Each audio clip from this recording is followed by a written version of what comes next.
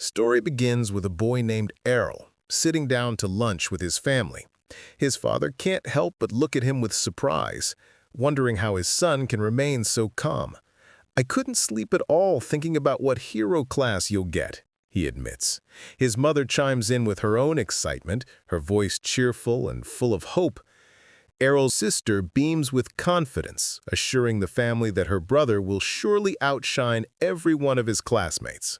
Their mother even adds that Arel will probably draw the attention of countless girls with his charm.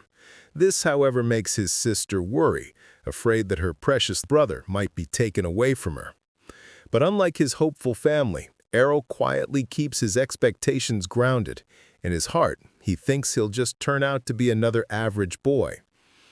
In this world, hero classes are sacred gifts bestowed by a higher being once children turn 10 years old. These blessings grant unique talents and specialized skills that shape the path of their lives. When the day of the blessing ceremony arrives, all the students gather in the school hall. A priest begins with the first child, placing his hand upon the boy's forehead. He instantly envisions flames and hammers, a sign of his blacksmith class. Overjoyed, he runs back to his father, pride shining in his eyes. One by one, the priest continues his ritual with the remaining children. When Arel's turn finally comes, his sister whispers with certainty that he'll receive a special blessing. With his family cheering, he steps forward.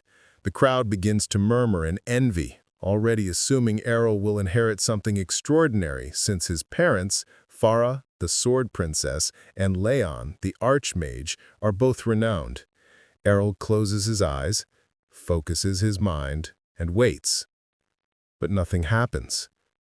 The priest falters, shocked, and finally announces what no one expected. Arel has no class at all.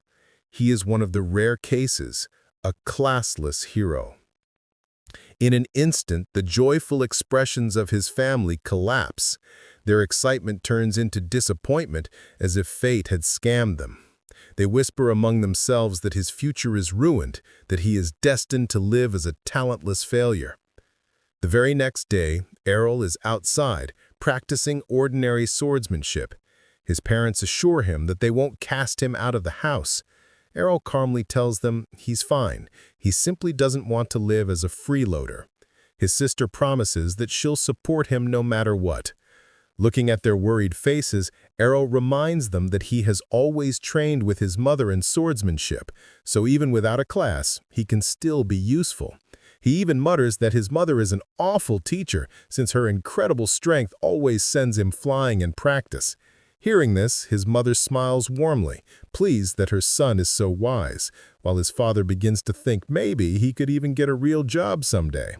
Overwhelmed by all their fawning, Arel excuses himself and leaves to train. At the training grounds, he encounters two boys with the swordsman class dueling playfully. When they notice him, they sneer, asking what a classless boy like him is doing there. Arel simply replies that he has come to train, just like them. The boys laugh. After all, with their swordsman class, they don't even need to train. To mock him, they show off their smooth, still-enhanced movements. Arel studies them carefully, impressed by their natural fluidity. Then, without hesitation, he asks if he can fight them. One of the boys bursts out laughing at his audacity, but Arel stands firm, saying, "I don't need a class." Insulted, the boy accepts the challenge, eager to put the classless child in his place. Before starting, he warns Arel to make sure his protection blessing is active, a temporary shield given to all at birth, which recharges when the user isn't hurt. Arel nods. He won't lose his life here. With rage burning, the boy charges at him. Yet to his shock, Arel parries the attack with ease. He dodges another slash, then locks blades with him in a parry. The second boy urges his friend to finish the match quickly, but the boy growls that Arel isn't easy to handle. Blow after blow, they trade parries, until frustration pushes the boy to cheat. He signals for his partner to join in. The second swordsman leaps in from behind, but Arel senses him and dodges at the last moment. Watching them stumble into each other, Arel realizes something important. Their class grants them strength, but not teamwork. Seizing the moment, he moves. In an instant, he vanishes from their sight and reappears beneath one of them, landing a powerful uppercut that knocks the boy unconscious. The other charges desperately, but trips over his fallen partner. Arel swiftly ends it, knocking him out as well. With both opponents on the ground, Arel calmly declares his victory. Enraged, the boys accuse him of striking while their guard was down and demand a rematch. Arel agrees without hesitation. But before they can begin, a sharp voice cuts through the tension. A red-haired boy steps forward, warning them not to make excuses. He says, "On the battlefield, you won't get away with that," coldly. He scolds them as a disgrace to all swordsmen. The defeated boys instantly go quiet, whispering about his identity. One of them recognizes him as Evan's son, the child of the village security captain. The redhead ignores them and approaches Arel. "You're the son of Sword Princess Farah, aren't you?" he asks. Arel nods. He acknowledges that his swordsmanship is solid, clearly learned from his mother, but reminds him that those he defeated were inexperienced children. He raises his blade, eyes sharp. "Fight me. I'll show you the true power of the swordsman class." The duel begins. Unlike the others, the redhead strikes carry weight and discipline. Their blades clash fiercely, sparks flying. The watching boys are stunned that a classless child can stand his ground. Yet Arel notices his opponent's flaw. His strikes, though strong, are fueled by anger. Waiting for an opening, Arel counters. But the redhead suddenly unleashes a technique, twin slice. His first slash is blocked, but the second cuts through, slamming Arel into a wall. Blood drips from the wound. For the first time, Arel loses his composure. "What was that?" he demands. The redhead smirks. "A swordsman class skill. A classless like you can't block it." Arel wipes his mouth and glares. "Then I'll practice until I can." His resolve only deepens, and for the first time, the redhead acknowledges his resilience. Days pass. At home, his sister tries to sneak a kiss to wake him up, only for him to push her away coldly. Their playful squabble continues through breakfast, but Arel remains focused. He spends his days outside training relentlessly. His sister doesn't understand why he pushes himself so hard after being beaten. Her mother gently reveals the truth, showing her a chest filled with broken swords, proof of his endless practice. The sight shocks her sister, but also fills her with admiration. Meanwhile, out in the forest, Arel trains harder than ever. He mimics the redhead's twin slice, and finally his own blade splits the air with the same force. Smiling, he whispers that the pain was worth it. But suddenly, a goblin lunges from the bushes. Without hesitation, Arel slashes it down with twin slice. But his moment of triumph is cut short by a thunderous roar. A massive hobgoblin towers before him. He's ready to call for the village guards until a scream pierces the woods. The voice is familiar. Heart racing, Arel rushes towards it. He finds the red-haired boy, bloodied and cornered by the hobgoblin. There's no time to think. As the beast raises its club for the kill, Arel strikes from behind with his perfected twin slice. The monster collapses with a roar. Arel stands victorious, breathing hard, realizing he's finally mastered the footwork. The redhead stumbles into his arms, badly wounded and with his protection blessing shattered. Arel quickly offers him holy water, watching as his wounds vanish. The boy scowls, frustrated at Arel's strength, but can't deny his gratitude. "How did you learn that skill without a class?" he asks. Arel answers calmly. "Through endless training, timing, and footwork." "You were my teacher," he admits. "Every time you knocked me down, you helped me learn." The redhead, stunned, accepts his challenge for a rematch. The two raise their swords once more. Their twin slices collide, but this time, Arel adds something new. A third strike. The redhead gasps, Twin Slice has only 2 strikes. Not for me, Arel says. Without a class, I can mold my technique however I want. His 3rd slice lands, knocking the boy down. The redhead desperate to overcome him, but every time Arel adapts, his speed, his power, his cunning, overwhelming the boy. Finally, with his sword pointed at his rival, Arel declares this result was only to be expected. Defeated and frustrated, the redhead can only grit his teeth. Arel walks away, victorious.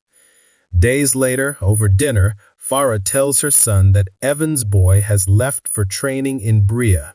Arel tilts his head curiously. What's Bria? Her mother smiles gently. The city of swords. I once trained there before I married. Arel's eyes widen with excitement. A place where he could truly grow stronger. 5 years had passed. Now older and more determined, Arel journeyed toward Brea City in a carriage.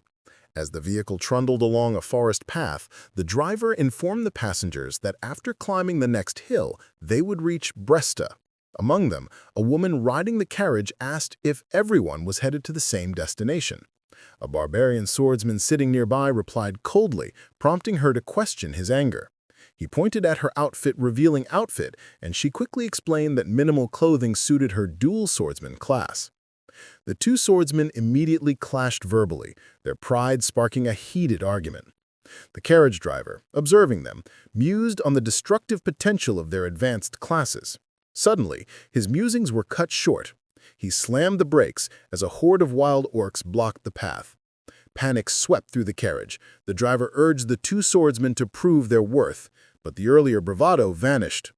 Fear overtook them as the Orc King rose menacingly before them. But Arel, calm and resolute, stepped forward and charged into the Orc horde. He tore through the enemies with unparalleled precision, displaying the blink-dash skill that left the driver awestruck. When the orcs surrounded him, the driver assumed Arel was trapped, but then, in a whirlwind of motion, Arel spun in a tornado of blades, cutting down every orc in his path. The driver instantly recognized the signature technique, the legendary Sword Princess's blade dance. Shocked, he wondered how Arel, a boy, could wield a skill meant for a female class. Arel leapt over the Orc King, evading its heavy weapon, and drove his sword into the creature's skull. The beast crumpled lifelessly to the ground. Returning to the carriage, Arel asked the driver to take him to Brea, expressing his desire to grow stronger. The driver, impressed, remarked that Arel was already overwhelmingly powerful. When a young passenger curiously inquired about his class, Arel stunned everyone by revealing he was completely classless.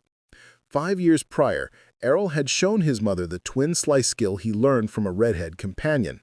She had thought she was dreaming, but he explained that he could learn skills without having a class. He requested her help to learn the Sword Princess's techniques before heading to Brea, leaving her awestruck at his talent. She proudly boasted about him to the family, recognizing his extraordinary potential. Arel's reflections were interrupted as the carriage arrived in Bresta.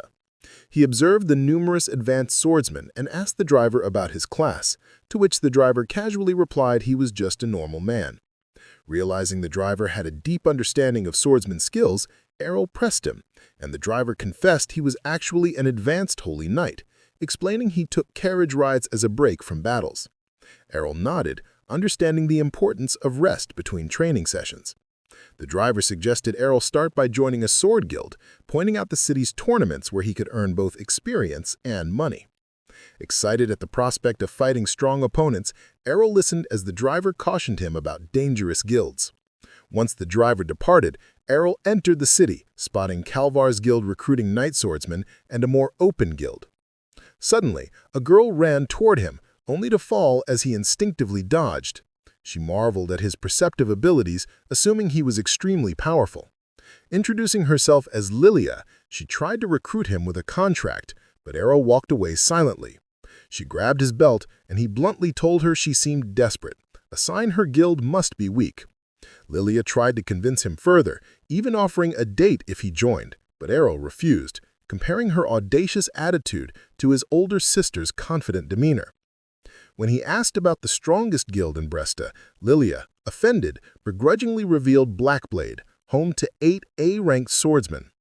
Guided by her directions, Arel arrived at the imposing headquarters and requested to join. The guard sent him to take a test, but the receptionist rejected him for being classless.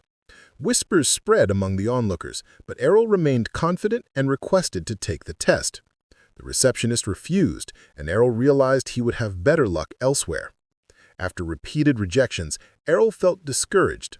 He remembered the letter of recommendation from his mother for her old guild and understood she had foreseen these difficulties. Deciding to visit her mother's guild, Arel ignored Lilia's persistent pleas and outrageous offers, leaving her embarrassed in front of the townsfolk. Finally reaching the guild, Lilia caught up and welcomed him in, explaining their guild's large but weakened state. She introduced him to her father, the former dual swords king, who was now a drunkard with a missing arm and intended to shut down the guild. Despite the guild's sorry state, Arel decided to join, knowing the bigger guilds would have rejected him anyway. As he prepared to sign the contract, Lilia realized Arel was classless. He proved it with his class certificate, causing her to react violently. But another woman entered, Rihanna. Lilia introduced her, and Rihanna recognized Arel. They shared a childhood sparring history. Rihanna, daughter of Captain Evans, expressed disbelief at his growth, and Arel recalled fighting a redhead boy. Lilia challenged Arel to a rematch with Rihanna at the guild's training grounds. Rihanna initiated with Twin Slice, and although Arel initially thought he could easily defend, her attack bypassed him, thanks to her heavy sword and brute swordsman enhancements. Arel acknowledged her progress and realized he couldn't continue head-on. Using shadow techniques and counters learned from his mother, Arel ultimately defeated Rihanna. Though Lilia was shocked, she declared Arel the victor. Rihanna, frustrated, cried even despite his praise. Lilia comforted her, bewildered at her reaction. With Rihanna taken care of, Lilia happily welcomed Arel into Dragonfang Guild.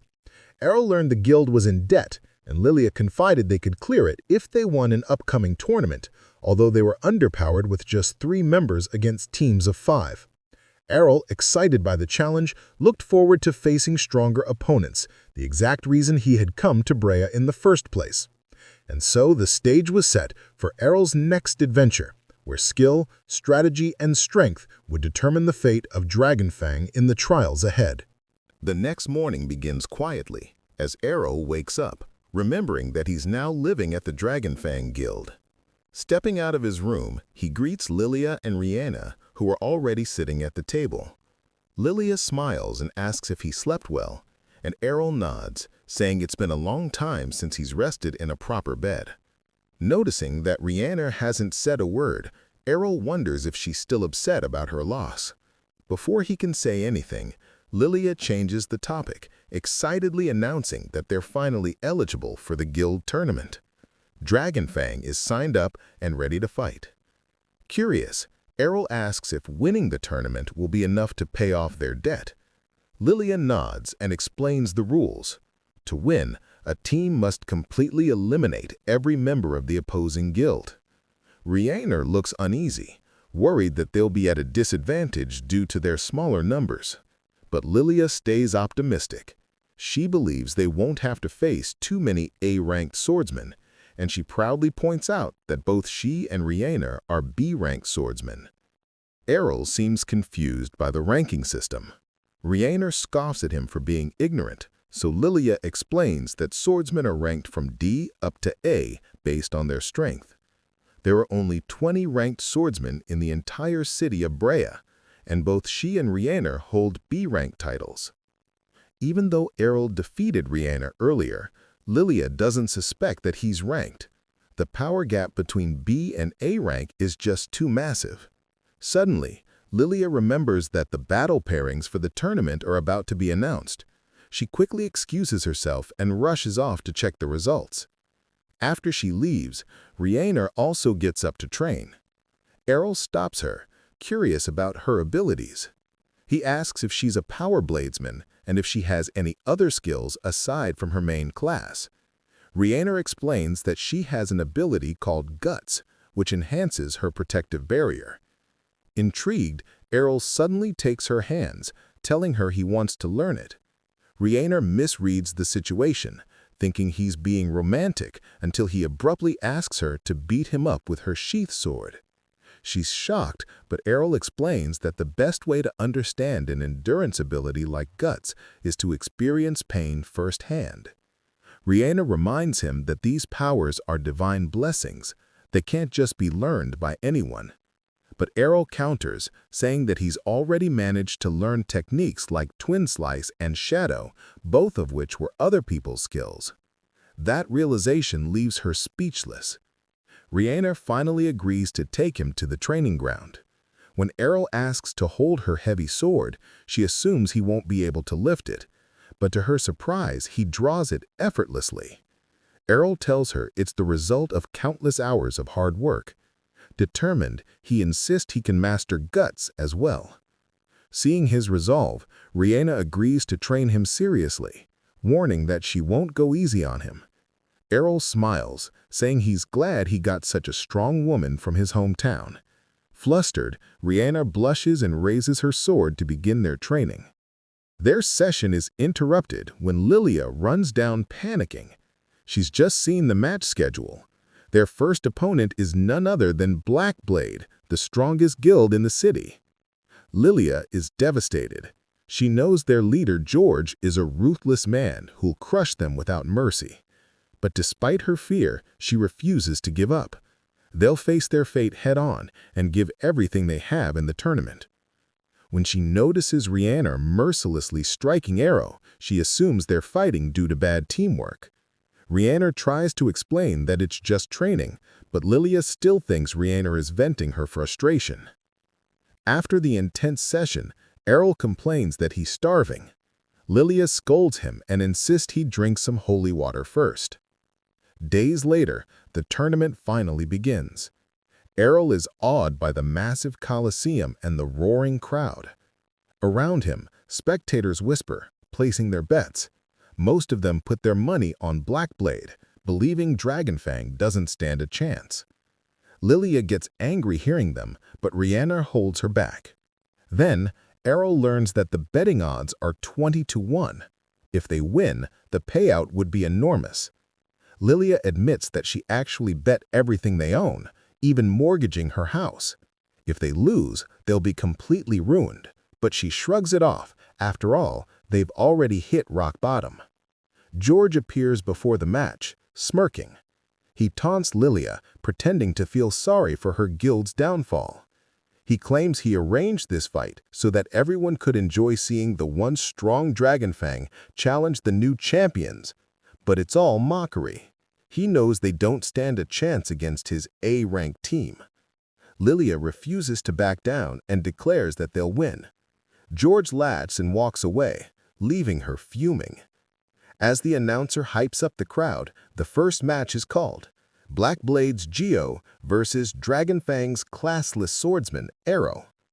The crowd bursts in laughter, wondering why a classless weakling was sent to fight. As the match begins, Geo instantly teleports and stabs Arel, or so he thinks. The figure disappears into mist. It was just a shadow. Geo turns around and attacks again, but that too is another illusion. 3 Arels now appear before him. Confused and furious, Geo attacks all 3, but the real Arel emerges from below and defeats him with a single clean strike. Geo collapses, stunned that Arel can create 3 shadows. Calmly, Arel remarks that his mother can summon 5 without even trying. The crowd explodes in disbelief as the announcer declares Arel the victor. Even Reiner is speechless. An unranked fighter just defeated an A-ranked swordsman. The next matches come quickly. Arel cuts down opponent after opponent, first with Twin Slice, then with lightning-fast counterattacks. He even learns a foresight-based counterattack on the spot, astonishing everyone. By his 4th consecutive victory, the audience starts doubting if he's truly classless. The organizers demand to see his class card. When the announcer checks it with the crystal ball, it confirms he really is unranked. The stadium falls silent. George begins to sweat, realizing his guild might lose. Lilia, on the other hand, starts regretting not betting even more. She imagines a future where she marries Arel and rebuilds the guild with him, while he awkwardly senses her ominous aura. Finally, the announcer introduces the final opponent, Master Masamune, the Black Blade's ace, a calm, stoic samurai wielding a katana. As the match begins, Masamune keeps his sword sheathed, smiling with quiet confidence. Arel feels the tension in the air. One wrong move could decide everything. Masamune warns him that if he draws his blade, Arel won't even have time to see it move. But Arel simply smiles back, saying they can't just stand like trees forever. He wants to face Masamune's strongest technique head-on. The air grows still. Then, in an instant, Masamune's sword flashes like lightning. But Arel vanishes, moving so fast that even Masamune can't follow. Reappearing behind him, Arel praises his speed, but says his teacher was even faster. He then unleashes Piercing Tempest, a devastating strike that sends Masamune crashing to the ground. The crowd gasps. Lilia and Rihanna realize it's the same finishing technique used by the legendary Sword Princess. The announcer declares Dragon Fang the winner. The entire Colosseum erupts in chaos as furious bettors scream, realizing they've all lost their money. Lilia and Rihanna rush to celebrate with Arel. Lilia throws herself at him, but he instinctively dodges and she falls flat on the ground. He apologizes, explaining it was just reflex. His older sister trained him to react that way. Rihanna awkwardly opens her arms for a hug, but quickly gets embarrassed. Arel chuckles and says he'd rather hug her without the armor, flustering her even more. Lilia tries again, only for him to dodge once more. Meanwhile, George watches from afar, seething with rage, vowing to avenge this humiliating defeat. The story continues in the Dragon Fang Guild House. Lilia drinks from a large mug, leaving a foam mustache on her face. Laughing, she says that a drink after a win is the best feeling. Sitting beside her are Arel and Rihanna. Arel jokes that Lilia is finally old enough for alcohol, while Arel and Rihanna are stuck with juice. Suddenly, Lilia leans over and asks Arel to marry her. With his eyes still closed, he flatly refuses. Lilia teases him not to be shy, but when he opens his eyes, he repeats that he's serious. She keeps trying to convince him, but he looks away saying he'd rather marry someone like Rihanna. Lilia is stunned. Rihanna gets angry and says he could have come up with a better excuse. Arel calmly asks why she thinks he's lying. Embarrassed, Rihanna explains that people see her as boyish because she focuses on swordsmanship. Arel admits he used to think the same way. Flustered, Rihanna insists she has no feminine charm and doesn't care since her only goal is to become the best swordsman. Arel points out he sees two convincing reasons that prove otherwise, making her even more embarrassed. Lilia sighs, realizing Rihanna has no flirt game at all. When Arel suggests that Lilia might be tired, she puts her hand on his leg and offers to give him a massage in his room. Rihanna is shocked, calling it improper. Lilia pretends to be innocent, saying it's just a normal massage. But Arel jokes that he'd prefer one from Rihanna, which makes Lilia furious. Later, in the training hall, Lilia's father Rod watches from above and asks if they're training because they lost earlier. Lilia proudly tells him their guild actually won against the Black Blade Guild. Rod doesn't believe it and assumes they fought beginners, but Lilia explains that their opponents were A-level adventurers. Still doubtful, Rod is left speechless when Lilia reveals that Arel defeated them all by himself. She shows off a bag of money she won from betting on the match, proudly saying their guild is finally doing well thanks to Arel. But Rod warns that a strong fighter like him will soon be recruited by a better guild, leaving them behind again. Lilia brushes it off, declaring that she and Arel are getting married. Arel immediately denies agreeing to that. Rod sighs and tells Lilia to give up. Arel stands up and says that even if Lilia is a fool, she's better than people who give up. He adds that he can still fight with one arm. Rod becomes angry, shouting that a dual swordsman who can't use two swords is useless. Arel looks down and humbly says that he wouldn't know, since he's classless and has no skills at all. Rod is stunned by his honesty. Later, Arel tells Rihanna that Rod is still strong despite his injury. It's just sad that he's given up. Ryanair agrees, saying Rod only needs to find his passion again. Arel smiles, saying he wants to learn from him. Hearing this, Lilia suggests they go explore a dungeon. Arel has never been to one before. She explains that dungeons are dangerous places filled with traps and monsters. Instead of being scared, both Arel and Ryanair become excited. Ryanair mentions that she needs battle experience for the upcoming Sword God Cup. Arel doesn't know what that is, so Ryanair explains it's a tournament to find the best swordsman in the city. Lilia hands him a paper, calling it a sign-up sheet, but Arel tears it up. It was actually a marriage certificate. Lilia just winks, saying it was a joke, and Arel responds by using her as practice for his MMA skills. Meanwhile, a man watches them through a magic crystal ball. His assistant tells him the group is heading to the dungeon tomorrow. The man smirks, saying this is convenient. He plans for them to have an accident so no one can be blamed.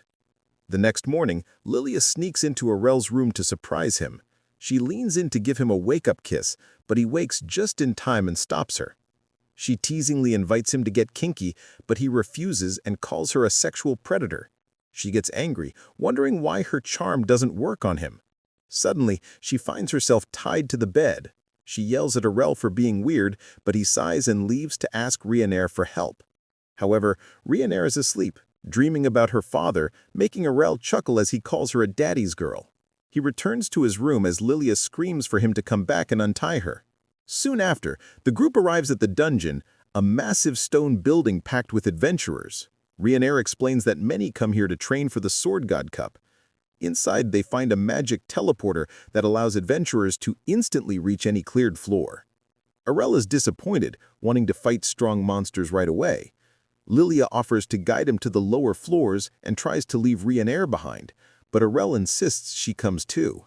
A bright light engulfs them, and they're teleported to a dark hallway where they are immediately attacked by two armored monsters called living armors. Arel slashes one, cutting off its head, but it keeps moving. Ryanair explains that living armors are controlled by the dungeon's magic, feel no pain, and have no weak points. Arel quickly figures out they should target the legs. They bring one down, and Ryanair finishes it off. Ryanair warns that the armor will regenerate later, but Arel finds that perfect for training. Lilia tries to take credit, but Ryanair points out that she didn't do anything. Lilia proudly says she's a fencer, and Arel recalls that the next rank is Sword Princess, Lilia's mother's class. He then tells her that her skills are useless to him. Then suddenly hear a man calling for help. They find a bloodied adventurer named Deal, who claims he was injured by a trap and that his friends are still trapped. Ryanair wants to help, but Lilia insists they negotiate payment first. The man recognizes Lilia from magazines, calling her a beauty, but then remembers an article that called her a ditzy doll from a disgraced guild. Lilia gets angry and tries to leave him, but he offers her a bag of gold, instantly changing her mind. Arel finds him suspicious, noticing the fake injuries, but decides to play along. Deal leads them to a hidden room. Inside, there are no allies, only bloody footprints and a single gold coin. Lilia rushes to grab it, shouting it's hers. The moment she touches it, a glowing blue magic circle appears, trapping them all. Deal laughs, revealing he tricked them, but his smile fades when he realizes the trap is stronger than expected. Everyone is engulfed in bright light. They reappear in a dark, circular room with no exits. Ryanair suspects they're on a deeper level, maybe beyond the 14th floor. Deal curses his luck. The gold coin begins to glow, releasing a pillar of golden light. From within, a knight in heavy armor emerges. Deal admits he was ordered to lure them into this trap. The knight declares they've reached the lowest floor, where the sword gods dwell. Arel is shocked, believing sword gods were only myths. The knight attacks with a move called Divine Air Slice. Arel pushes Lilia aside and takes the hit himself. Covered in dust, he smiles, saying his gut skill was worth learning since the attack barely damaged his divine protection. He uses Divine Step to instantly appear before the knight, calling this the perfect chance to test his strength. The knight releases Divine Presence, surrounding the room in golden energy that weakens everyone, but Arel stands firm. A flashback shows his mother, a true sword god, teaching him how to counter this ability with Infinite Break. Back in the fight, the knight is shocked that Arel can move under divine pressure. Arel says the knight made a mistake, then unleashes Infinite Break. The golden light destroys the knight's armor completely. Lilia cheers and calls him her husband, but Arel corrects her again. Ryanair, in awe, asks how he knows a sword god technique. Arel calmly explains that his mother is a sword god. Everyone is stunned. Ryanair asks why she pretended to be a normal sword princess back in their village. Arel says his mother dislikes attention. Ryanair blushes, saying she'd never have challenged him if she'd known.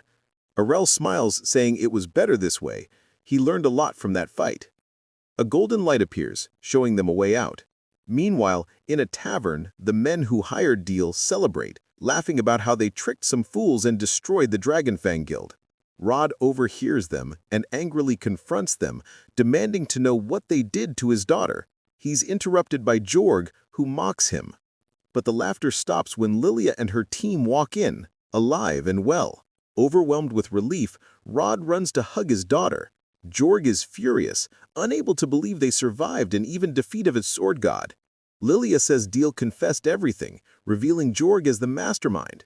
Jorg argues that he's not responsible for what happens in the dungeon, but the group stands against him. Defeated, he retreats to his private chamber, raging about how those brats should have died.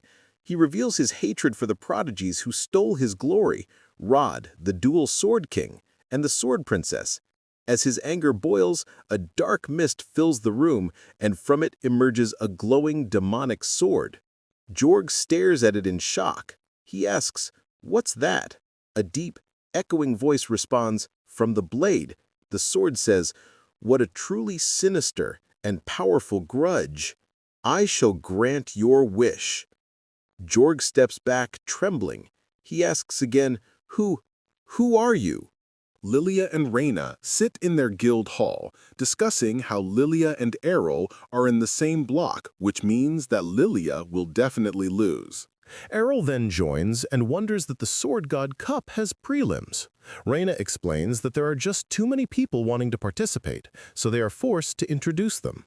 Lilia has already lost all her hopes and dreams of ever winning the cup in the meantime, but Arel tells her that she shouldn't get so down on herself. He tries to comfort her by saying it's a miracle she even was able to enter the tournament, which pisses Lilia off.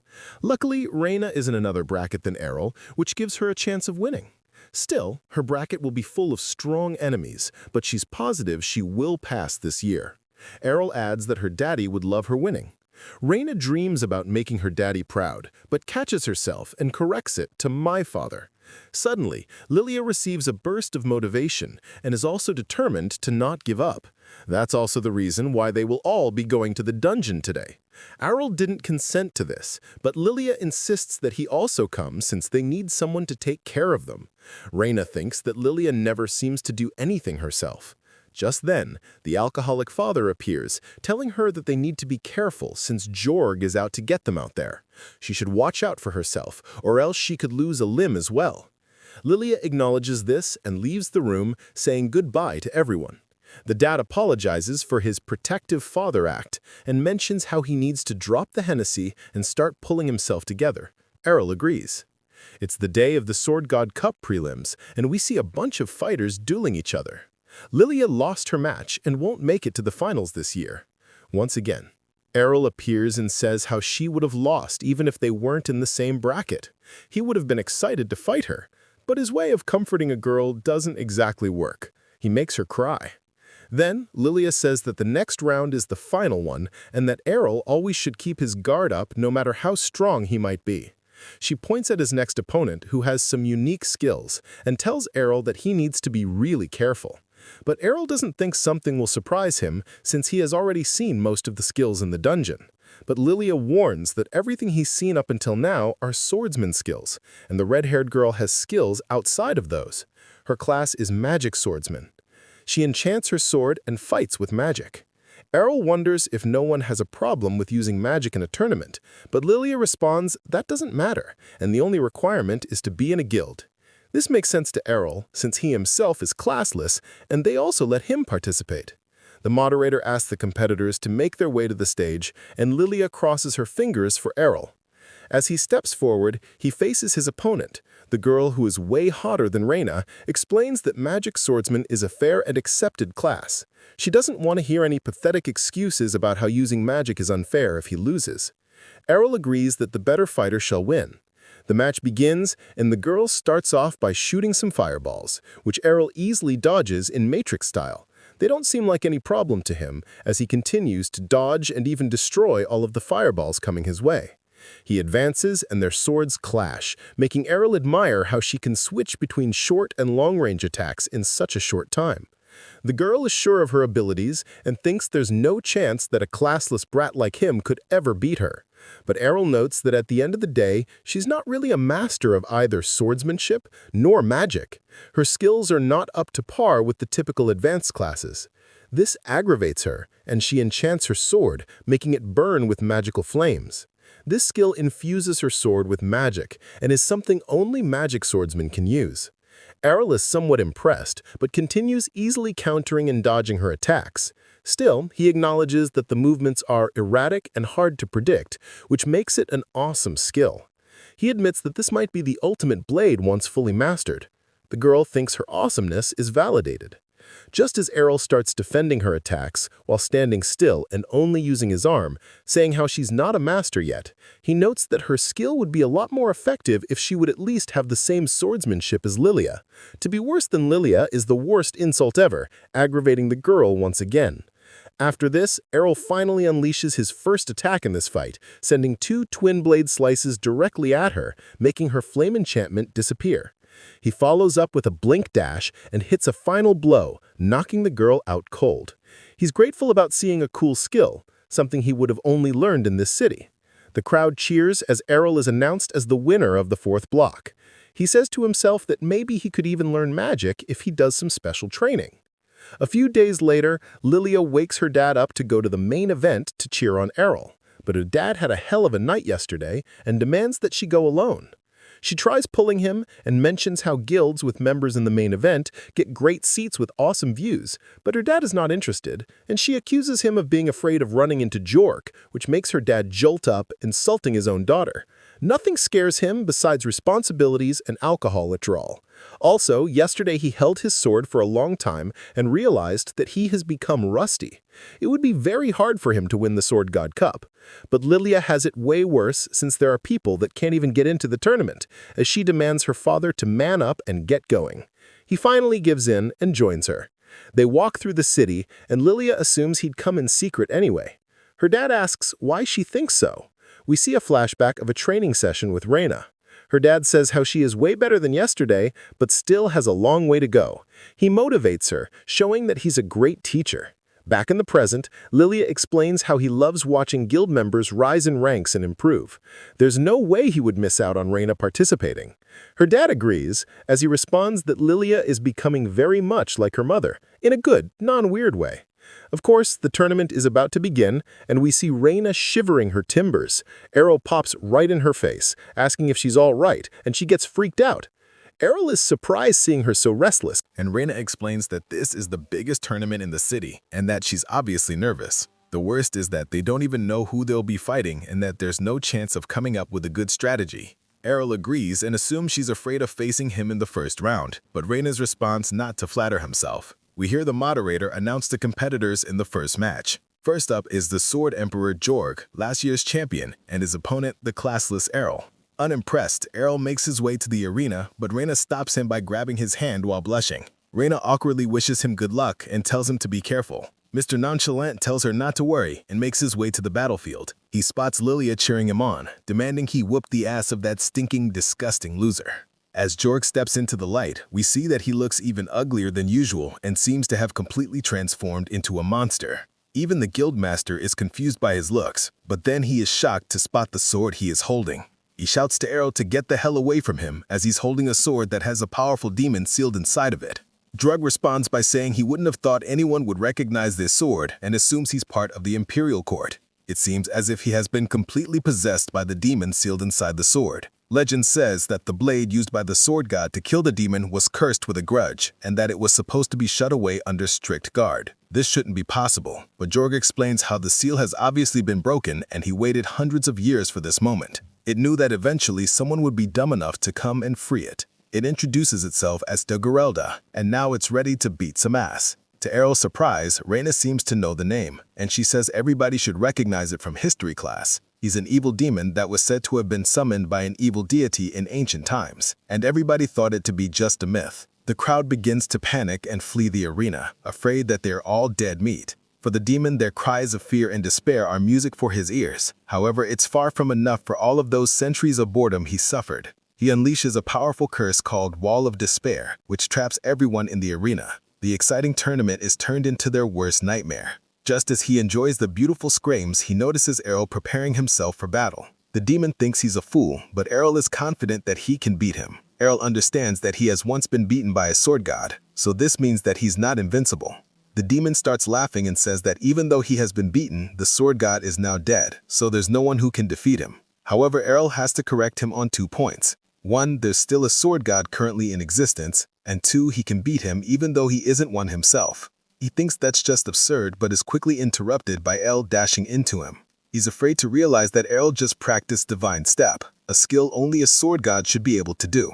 As Arel is executing a bunch of divine steps, the demon smirks, saying how he had forgotten that he's in the body of a sword emperor. He manages to catch him off guard and land an extremely fast and devastating hit on his shoulder, sending him to the ground. But to his shock, he sees Arel standing there unfazed. The gut skill protected him from this insane hit, thanks to his special training with Reina. Now furious, the demon storms in for a second hit, but it's easily parried by Arel. Arel activates Infinite Break and starts overwhelming him from every angle possible.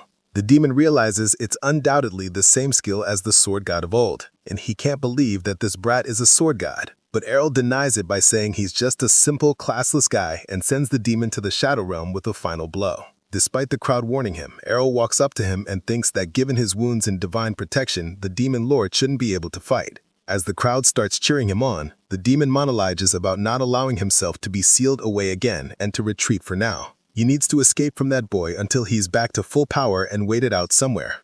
His only choice is to possess another human and get the hell out of there. For some reason, he thinks that an alcoholic missing an arm is the perfect choice and shoots itself directly into Lilia and Daddy, smashing the wall of the arena.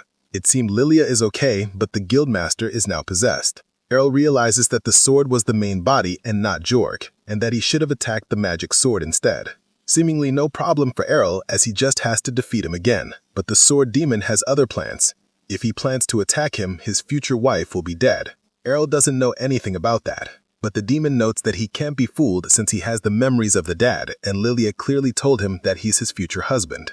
In an awkward stare-off, Arel has now decided to kill them both, but is stopped by Reina.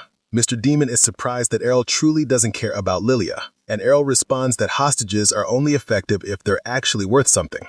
Confused, the demon demands Lilia to explain, and she admits while crying that she's actually lied and that he's not her future husband. She begs to not be killed, and the demon is visibly annoyed. Reina can't help but feel bad for her, but Arel states that he can't kill her. The demon takes the bed and tries to kill her, but to his surprise, he can't move one bit. The body of the father starts fighting against the possession, and Lilia is freed, running into the arms of Reina.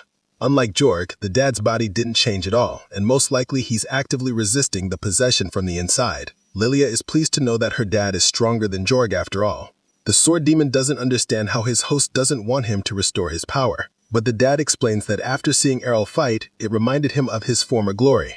Everybody can do everything as long as you work your ass off, and he completely reclaims control of his body, throwing away the sword in the direction of Arel. Arel makes his final attack and paralyzes the demon in epic fashion. Everybody is impressed by this, as the magical barrier lifts and Arel mentions that this time he should be gone for good. Hundreds of students apply to Arel's guild after witnessing his spectacular demon ass beating in the Sword God Cup. While Rod is busy beating their newest recruits to a pulp, Lilia is visibly happy to see that they're basically back in business. However, she's upset because Arel actually ditched her and took Reina with him, because apparently the redhead also chased after Arel to God knows where. 3 p.m. On the way home, the Holy Knight turned horse driver asks Arel why the hell he is going back to their backwater village. Arel turns to him and says there was nothing for him to learn in the city. After all, he basically made everyone look like training dummies, which they were during the entire competition. But there's another reason. Arel learned a lot of things, so he wanted to put them to the test. His goal now is to beat his mentors and his very own mother, the Sword Princess Farah. But beating the strongest swordswoman in their kingdom is no easy feat, and even the Holy Knight laughs at his desire to low-diff his own teacher. Back in their village, Farah notices Arel's presence while trimming some flowers, and tells Arel that she might make a bouquet to celebrate her son's return. Arel tells him that he was trying to be stealthy, but then again, it is no use against his mother. Farah comments on Arel's presence, stating that he's gotten a lot stronger since living in the City of Swords. She also adds that she didn't realize that Arel was there until he was close enough. Arel then tells her that he managed to ace the Sword Gad Cup, which makes his mom happy. Arel continues to talk, but Farah blinks forward to offer him a flower, shocking Arel. This is when he realizes that there is still a large gap between their skills. He says he would have been dead if the rose were a sword. Slowly moving his hand to ready his sword, Arel tells his mother that she saw right through him, and she knew that he wanted to fight her in a duel to test his skills. Farah explains that it's only natural for her because she's his mother,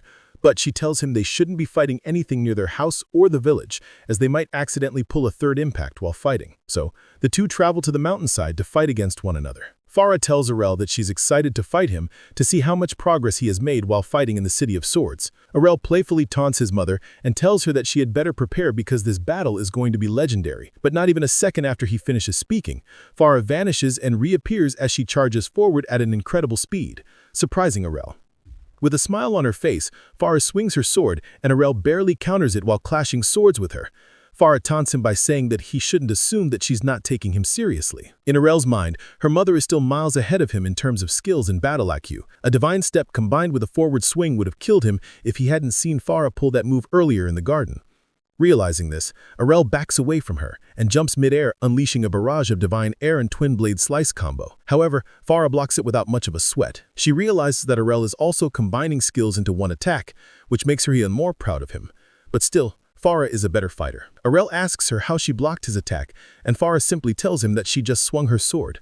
There was no skill involved at all. Arel realizes that Farah's prowess in sword fighting isn't just about her reliance on skill, but also on when and where to use them. Farah compliments Arel for teaching her how to fight without using skills. Because in the past, Arel himself started fighting opponents with class-based skills without having skills himself and still won against them. The mother-son duel is actually so strong, it startles the villagers. Rhina's father, Evans, thought they were getting attacked by monsters. Each clash of swords between Farah and Arel produces a powerful energy that even destroys tons of trees. As their fight reaches the climax, Arel combines all the skills he learned from Farah and in the fights in the city to attack his mother mid-air. Farah counters with Divine Presence, but being subjected to Divine Presence in the past, Arel knows how to counter it. Once they landed on the ground, Farah enchants her sword and starts charging forward. Arel does the same thing, ending the fight with their own infinite break moves. After some time, Rhina arrives at Arel's house. She knocks and is greeted by Arel's sister Mira. Mira asks Rhina what she is doing in front of their house, and Rhina explains that she's there to meet with Arel. Mia immediately becomes cautious of her and calls her a cow for having massive melons while wearing a unique low turtleneck. She tries to shoo her away and tells Arel isn't interested in cows like her and tries to close the door, but Arel and Farah arrive and their mother tells them not to send the hot redhead away. Arel asks Rhina why the hell she is even in the middle of nowhere, which is basically their town. But before Rhina can answer, Mira jumps towards him and welcomes him back. Mira then asks why they're so dirty, so Arel explains that he barely won the duel against Farah. After they clean up, Farah asks both Rhina and Arel how they met and how many kids they're going to have. This flusters Rhina, but Arel explains that Rhina is basically his guildmate and is also the femme crybaby he beat up 5 years ago. Rhina keeps thinking they're doing some freaky stuff after hearing mate, but Arel asks her why she's really in their village. Rhina tells him that he couldn't just leave their guild without saying anything, so she followed him. Farah is glad that Rhina looks after Arel, but Rhina cuts her off and tells her that she's actually there for another reason, to train under Farah. Rhina's father Evans also appears to talk to Farah about what he thought was a monster attack. He explains the whole attack and thought they're in danger, but Farah just tells him it's all right, because they actually finished hunting a monster there. Evans starts yapping continuously until he notices his daughter is there. He asks Farah why Rhina is there, so Farah tells him that she's actually in their house to train to become a good housewife. Teasing Rhina's, Evans' eyes widen and he starts crying, knowing that Rhina is actually in that age where they start to become demons in the sheets. Rhina is surprised and embarrassedly denies the allegations, but she ain't beating anything. Rhina is really embarrassed about the whole thing, but admits defeat because his father and Arel's mother are really into it. Later that day, Arel visits his father, the Archmage Leon, to talk about something. Leon is in the middle of his magic research and tells him about his ultimate techniques, showing him various arcane circles on the table. He removes the arcane circles and asks Arel about Reina, but Arel ignores that and tells his dad about him beating Farah in a duel. Leon congratulates him, but he immediately realizes why Arel visited him.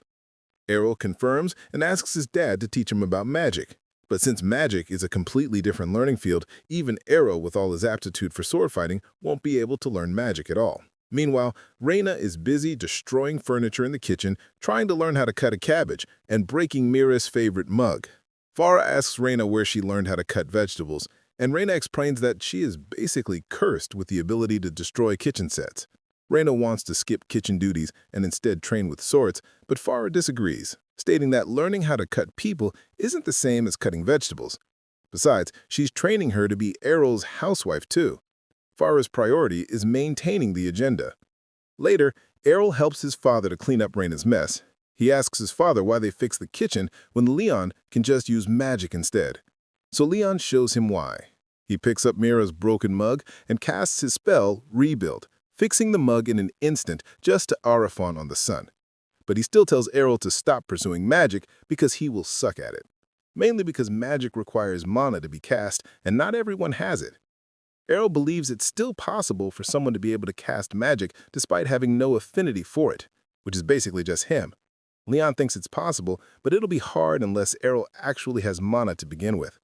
Arel asks him if he may have mana, but Leon disagrees because if he had some to begin with, he would have gained the magician class through the blessing ceremony. But that isn't the case, and he's still classless to begin with. However, Arel insists that he actually has mana because during one of his practices with Reina, he went through the guild's supply of holy water to restore his divine protection, but it didn't restore his divine protection to full. Lilia brings a different set of potions which actually restored Arel's divine protection to full. Leon immediately figures out what Arel means.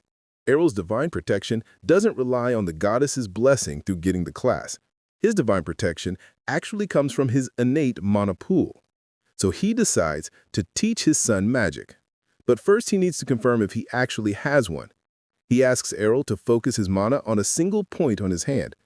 Arel concentrates for a few seconds and produces a glowing orb of mana. That tiny flash of light is what Leon needs, but producing the mana orb exhausts Arel. Leon explains that despite Arel's abilities as a classless swordsman, he's still a noob when it comes to magic, and he'll need a vast amount of mana to even start casting spells. He tells Arel that the only way for Arel to increase his mana pool is to start using it every day. So the next day, when Arel finally recovers from exhaustion, he empties the general shop's inventory of mana potions. After buying a year's worth of mana potions, Arel starts practicing magic while also drinking mana potions to top himself up. He also starts meditating, while his father often subjects him to magic exercises. That's what he's going to do for the next 6 months.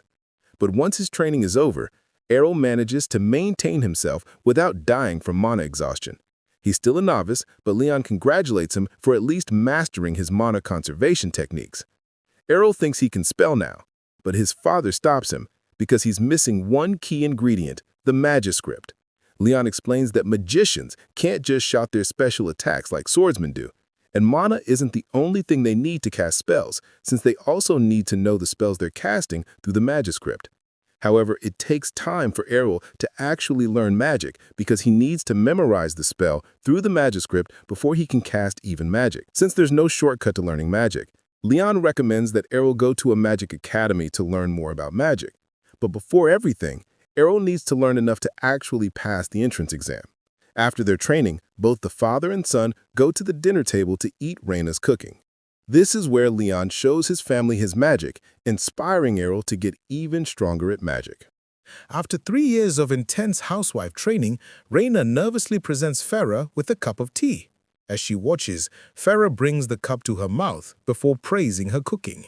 Relieved, Reina thanks Farah for all her guidance these years. But suddenly, they hear Mira sobbing loudly as she comes into the kitchen crying. Mira reveals that Arel left the house with a letter in his bed. Reina takes the letter and finds out that Arel left for the City of Magic with no other explanation. While Mira cries because her brother left to get milk, Reina feels guilty since she has once done the same thing. Suddenly, Farah hugs her, warning her not to leave them like her cold son. Reina reassures her she won't dip, and Farah wonders why her children turned out like this. Soon the culprit comes into the room, lazily rubbing his eyes. Farah sighs, thinking it'll all be fine as long as her kids stay safe. Meanwhile, Arel is in a carriage, riding to the city of magic. He asks the driver how long it will take and learns that they've got 3 more days to go. The driver asks Arel why he's always jumping from one big city to another, and the passengers get interested in him as well. The kids ask if Arel is headed to the School of Magic, just like them, so Arel nods. A boy named Kaito wonders why Arel is applying at such an old age, and his friend Kufa assumes he's just trying the entrance exam again after failing it many times. She tells Kaito not to make Arel feel bad, but Kaito tells her that she just roasted him for failing anyway. While the two of them start arguing, the other girl, Colette, tries to calm them down.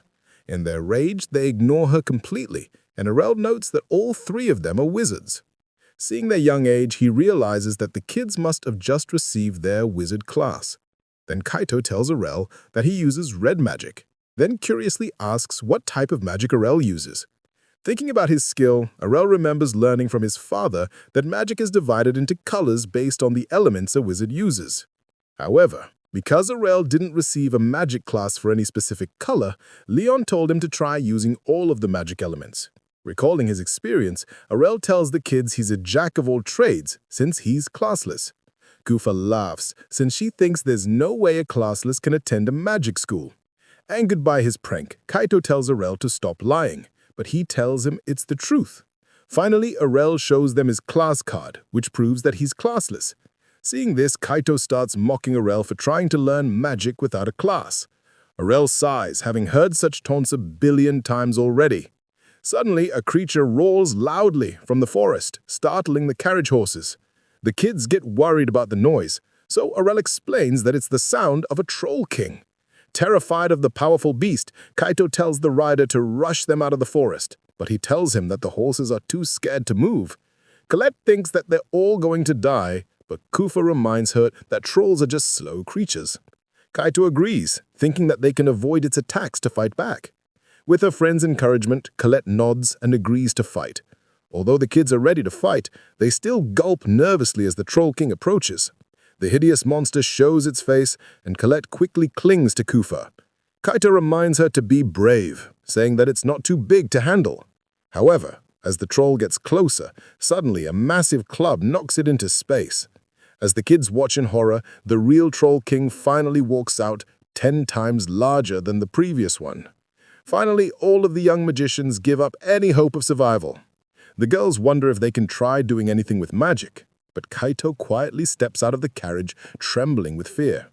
He pulls out his wand, determined to fight to the death. After channeling all of his mana into the wand, Kaito unleashes a powerful fireball at the Troll King. As the blast explodes in the monster's face, the girls think it actually worked. However, it only roars in anger, ready to destroy the pesky kids. The girls realize that Kaito only made the troll even angrier, and he screams that he has already used up all of his mana.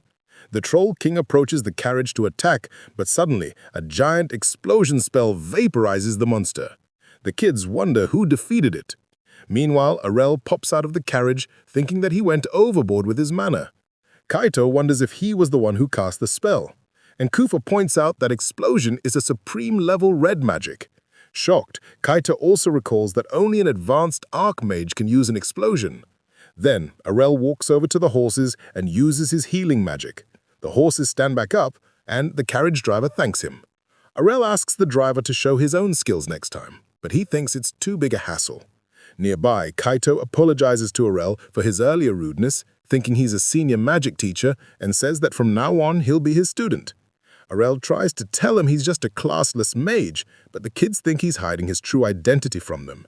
Seeing them glaze him so hard, Arel thinks he should have just used a sword to avoid suspicion. After everyone calms down, the carriage moves out again. 3 days later, they arrive at a floating island city.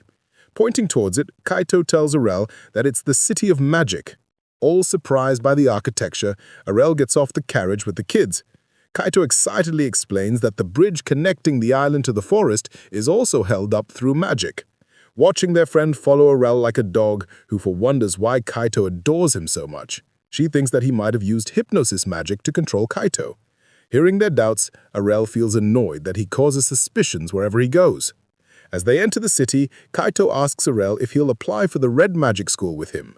This surprises Arel, so Kaito explains that all schools are divided based on the color of their magic.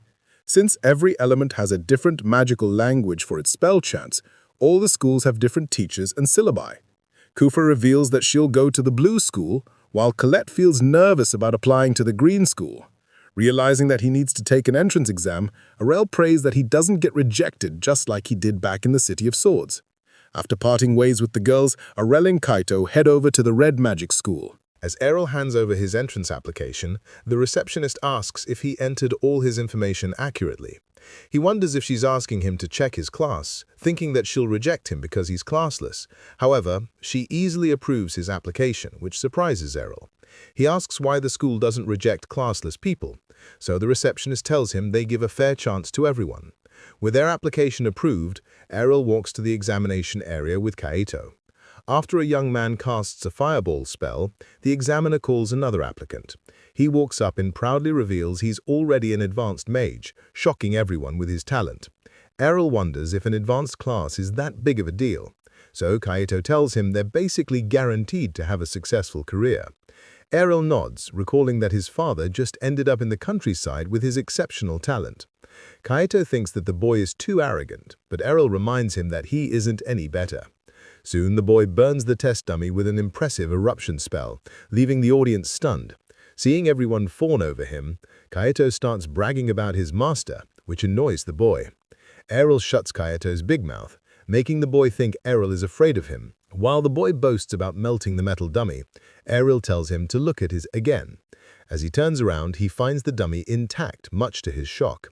The examiner explains that it's made out of powerful mythal, so ordinary attacks can't melt it.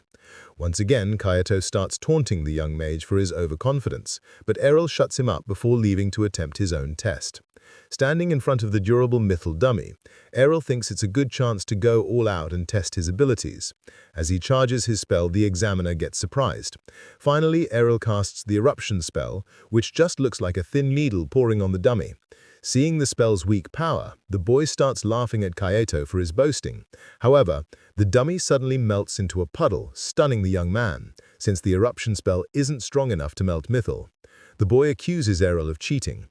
Arel explains that he condensed the flame into a smaller area to boost the intensity of its heat, which allowed him to melt the mythal. The boy can't believe that Arel is able to modify his magic. Arel starts walking away, and Kaito wonders where he's heading. Arel tells him that he plans to take the entrance exams at the other magic schools too. He soon arrives at the water school where Kufa has just passed her test. She's surprised to see him there, so he tells her he'll attempt the exam just like her. Soon it's Arel's turn to start, and he creates some tough icicle spikes that shatter the mythal dummy to bits. After destroying all of the applicants' hopes and dreams, he turns around to target the green school. There, Arel finds Colette nervously huddled in the corner and asks why she isn't taking her exam. She tells him she's too nervous to even register, saying that she needs moral support to try anything. Arel tells her she needs to take the exam on her own, so she asks how he handles his nerves when he's anxious. Confused, he replies that he's never felt nervous in his life, which leaves Colette shocked. Arel asks why a person can feel nervous, so she tells him that it comes from the fear of failure. After thinking about her words, Arel asks Colette if she has never failed before. She nods, saying that she fails a lot, which is why she wants to avoid it, saying that he has also failed many times. Arel wonders why she's scared of it. Colette doesn't understand his words, so he reminds her that even if a person fails, sometimes their life just doesn't end. His simple words stun Colette, and she finally believes that even if she fails, she can just try again later. After calming down, she thanks Arel for his help. He smiles and asks how the Green School's exam works. Colette explains that in order to pass, applicants must make a windmill spin with their magic. With this in mind, Arel registers with her and enters the examination area. There, he focuses his mind and unleashes a tornado spell at a windmill. As the rough winds shred the poor windmill to pieces, Arel realizes it wasn't made out of mythal. The examiner tells Arel he has passed and asks Colette to begin her test. She feels even more nervous taking the exam after Arel's insane show of skill, but Arel reminds her to calm down. Finally, Colette prepares to take her own test and passes it. While Arel leaves the venue, he heads over to the rest of the magic schools, passing all the exams with flying colors. In the end, Arel heads over to the Black School of Magic, surprised by its ruined building. While walking down the halls, he notices a strange creature in a box. Suddenly, a woman comes over to him asking if he's seen her pet, Gooey. Arel points to the box, so she quickly takes a strange creature out of it. Happy to have her pet, she proudly brags to Arel that it's a chimera she made inside her lab. Suddenly, a skeleton welcomes Arel to her school, but he slashes off her head by instinct. Arel wonders if she's an undead monster, but the skeleton introduces herself as a normal person called Latalia. Arel wonders how she's walking around as a skeleton and asks how he can take the Black School exam. Latalia explains that since nobody wants to learn black magic, they don't even take an exam. Although he's weirded out by their casual attitude, he decides to join anyway. Afterwards, he heads back to the city, where Kaito and the girls call out to him. The kids rush to ask which school he'll attend, then immediately start arguing over who gets to claim him. Arel sighs and reveals that he plans to attend all of the schools at the same time. Kaito thinks attending 3 schools at once is already impossible, but Arel then reveals that he'll actually be attending all 6 magic schools in the city. As he counts down from red and blue to white and yellow and black, the kids feel their worlds shattered by Arel's insane ambitions. Since the kids don't believe him, Arel shows them all the ID cards he received from the 6 schools. They finally believe him, but wonder why the schools are letting him attend multiple institutions. Arel thinks it's because they keep the information on their students private, so other schools can't tell if they're enrolled anywhere else. However, Arel still faces a major problem. His class timings in the different schools all overlap with each other. Luckily, class attendance only counts for 20% of his grades, so he can just make it up by acing the exams. Colette says that this will still be difficult because the textbooks don't contain all the latest information taught in classes. Arel nods and asks the kids if they're willing to share notes from their classes with him. Since they all agree, it only leaves 3 classes for Arel to attend himself. Also, the Black Institute doesn't have any formal schedule, so that leaves Arel with just the white and yellow schools of magic. Hearing this, the 2 girls leave to have a secret talk. While Kaito asks Arel to take the first class at Red School with him, the girls think it's already insane to keep up with 2 prestigious schools at once, but Arel seems too chill about it. Once they've all finished their discussions, Kaito tells everyone it's time to take their first class. A little while later, Arel and Kaito enter their class, where they walk towards the back. As they enter, the advanced mage named Royce quickly notices them and Kaito starts taunting him for losing to Arel. After Royce tells Kaito he doesn't have the right to brag, he accuses Arel of being a mere spellcaster. But Arel tells him he's not a spellcaster, so the boy thinks he might be a mage. When Arel responds that he's not a mage either, he gets scared thinking he might be an advanced archmage. In the end, Arel tells him he's not an archmage either, so the poor boy is left confused about his class. Soon, their teacher comes in for the class, so Royce asks him about Arel's class. The teacher opens his book and tells Royce that Arel is classless, which leaves him flabbergasted. Finally, Arel and Kaito sit down at their seats, and the teacher begins their class. As the teacher starts writing complex manuscripts on the board, Kaito feels his brain melting under the pressure. Meanwhile, Arel is surprised that he's teaching basic magic language, since most spellcasters can naturally use the manuscripts from their skills. Soon, the teacher explains that although the kids don't need to know the manuscript to cast spells, it will help them greatly for more advanced spells. He also reveals that by mastering the magical language, a mage can increase the power of their spells and reduce the mana drain and strain on their body. This information surprises Arel. And then the teacher also reveals that an advanced mage can unlock new effects by rearranging the contents of their spells. As Kaito learns this, he realizes that Arel was effortlessly pulling off this powerful technique without formal training. Arel is also surprised since he has always seen his dad play with magic spells like Legos and copied him. The next day, Arel visits the Green School, feeling bored since he didn't learn anything new from all 3 schools. He does feel excited to learn flight magic there, since he has never used it before. Since Arel can use much more advanced magic already, Colette is surprised that basic flight is new to him. He explains that back at home his dad was too scared of heights, so he never let him fly there. Soon, the wind teacher calls her students to get ready. She tells them all to imagine going up a strong wind draft and then imagine themselves being a bird. Arel notes that this visualization method only works for students who have the wind class, so he can't use it by just imagining it. As he wonders what to do, Colette successfully lifts herself into the air.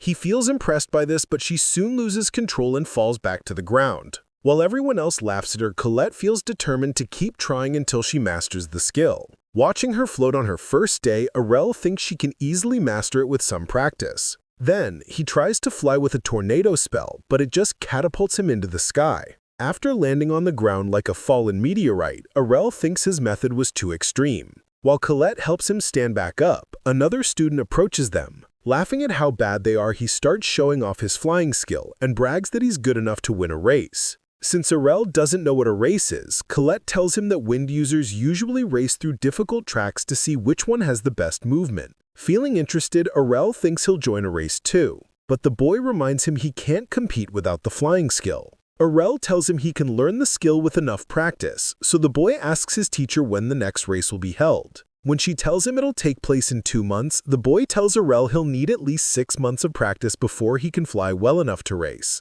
He thinks Arel should race the next year, but Arel feels confident that he can combine his wind skills just in time for this one. Hearing his confident words, Colette believes he can truly pull it off. A few days later, Kaito visits the Green School with Kufa and Colette. Kaito wonders why the girls needed his help so late at night. So, Kufa tells him she's scared of creepy rumors. Terrified, Kaito immediately covers his ears and Kufa starts taunting him for being such a scaredy cat. He reminds her that she's literally hiding behind Colette, so she starts making a bunch of weak excuses. As the two of them start bickering, Colette tells them to keep it down since it's midnight. Suddenly, the two kids notice a ghost behind her and they start screaming in terror. As the ghost enters the building through the window, it immediately covers Colette's mouth to stop her from screaming. Kaito threatens the ghost to let his friend go. As he tries to cast a spell, the ghost raises his hands in surrender and removes his hood. Revealing that it's actually Arel, he asks the kids what they're doing so late at night. So they also ask him why he's creeping around like a ghost. Hara points to his feet hovering over the ground, explaining that he's been practicing his flying skills every night. Kufa feels relieved that the ghost isn't real, while Kaito gets worried for Arel's health. Arel reassures Kaito that he's doing fine since he's currently sleeping as well. The kids are shocked that he can sleep while using the spell, but Arel confirms he does it to save time. He tells the kids this method is great for recovery, but Kufa thinks there's no way sleeping like this could help his body. Since Arel stubbornly claims that it works, fine. Kufa gives up and feels amazed that he can pull it off. Meanwhile, Kaito realizes how much he's been slacking on his training. He tells Arel that although he can't ever reach his level, he'll start training much harder to master his own techniques. Arel reminds him to get rid of his fear of ghosts first, while the girls also feel inspired to work harder. After getting Colette's lost item, the kids return home while Arel wonders what to do next. He enters the black school where Latalia perks up to see him. Arel tells her he just wants to use the library, so she gets disappointed. Then she gives him a library card, and Arel explains that he wants to read all the unique books from the Black School, since they're not found anywhere else. Seeing his enthusiasm to read black magic books, Latia tries recruiting Arel into her office, since no one else wants to work there. However, he refuses her kindness and sticks to just taking the books home. The next day, while Arel is in class at the Red School, he raises his hand to ask a question. When the teacher turns around, Arel points out that he misspelled the line, which surprises him. After looking at the board, the teacher realizes Arel was right, so he starts correcting it. Kaito is impressed that Arel can point out a teacher's mistake, so he explains that he had to memorize every single spell he uses because he can't automatically summon them with a skill. Kaito feels creeped out that Arel can remember all those complicated spells, so he reveals that he shortens the longer ones to make room for more. As the teacher hears about Arel's shortened spells, he asks him to overwrite the spell on the board with his shortened version. He agrees and walks up to the board and writes his shortened version. Seeing that Arel removed 2 full lines from the spell, the teacher acknowledges his talent. However, he points out that Arel's version cuts out all the safety features, so the shortened spell could blow up if it fails. While Kaito feels his head spinning from all the complex ideas, Arel tells the teacher that divine protection is enough to handle any explosion if the spells fail. The teacher wonders how he can withstand the pain from a literal explosion, but Arel says he can endure it as long as he doesn't die. Hearing his confident response, the teacher thinks for a bit. Then he asks Arel if he wants to take the exam for a direct promotion to the 2nd grade, since he already knows so much. While Arel feels intrigued, Royce also gets up and asks to take the promotion exam. Afterward, the teacher takes them to an enclosed space with a metal gate at the end. The teacher tells the 2 boys that as soon as the gate opens, They'll face a monster to defeat for the test. While Arel thinks it'll be easy to pass, the teacher warns him not to let the monster get too close. Then he asks the boys which of them wants to go first.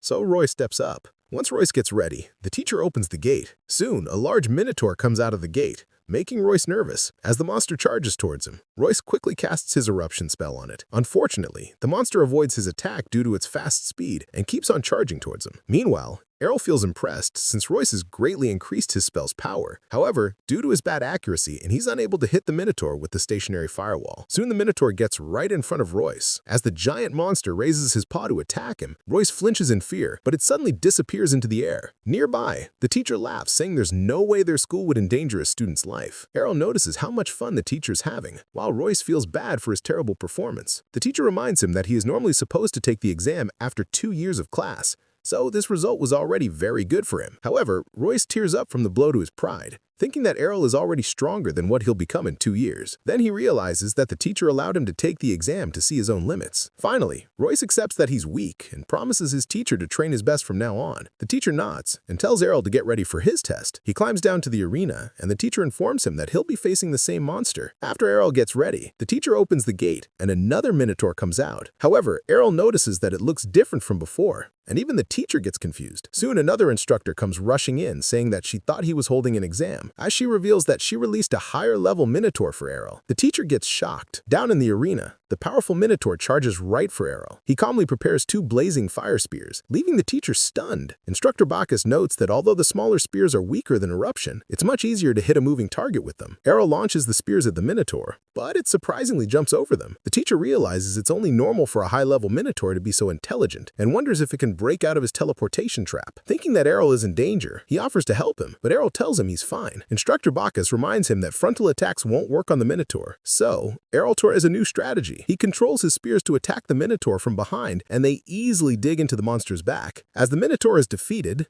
the instructor asks Arel if he added a homing effect to his spears. He nods, saying that he modified the spell to include homing. Then Arel incinerates the defeated Minotaur with eruption, burning it to ashes. The teacher feels amazed that Arel is on par with their school's top student. He thinks there's no way a classless person can be so strong, and thinks that Arel's class wasn't detected properly. As Arel comes back up from the arena, he asks the teacher if he passed, smiling. Instructor Bacchus says that the result is clear, and tells Arel to start attending the second-level classes. Later, Kaito learns about Arel's promotion and starts bragging about it to the girls. However, Arel doesn't seem to be too happy, since he was only able to take the promotion exam at his teacher's recommendation, as he says that the other schools might not give him this chance. The girls realize Arel wants to get promoted in their schools as well. In reality, Arel actually plans to get promoted in all 6 schools, which leaves them completely speechless. Back at home, as Reina tries to cook on her own, she gets scared by the hot utensils. Thera tells her she can take a break, but Reina decides to push through. After carefully bringing a fish above the hot oil, she drops it safely, but still gets startled by the splash. Meanwhile, Mira tells Reina to hurry it up, but Farah tells her to wait patiently.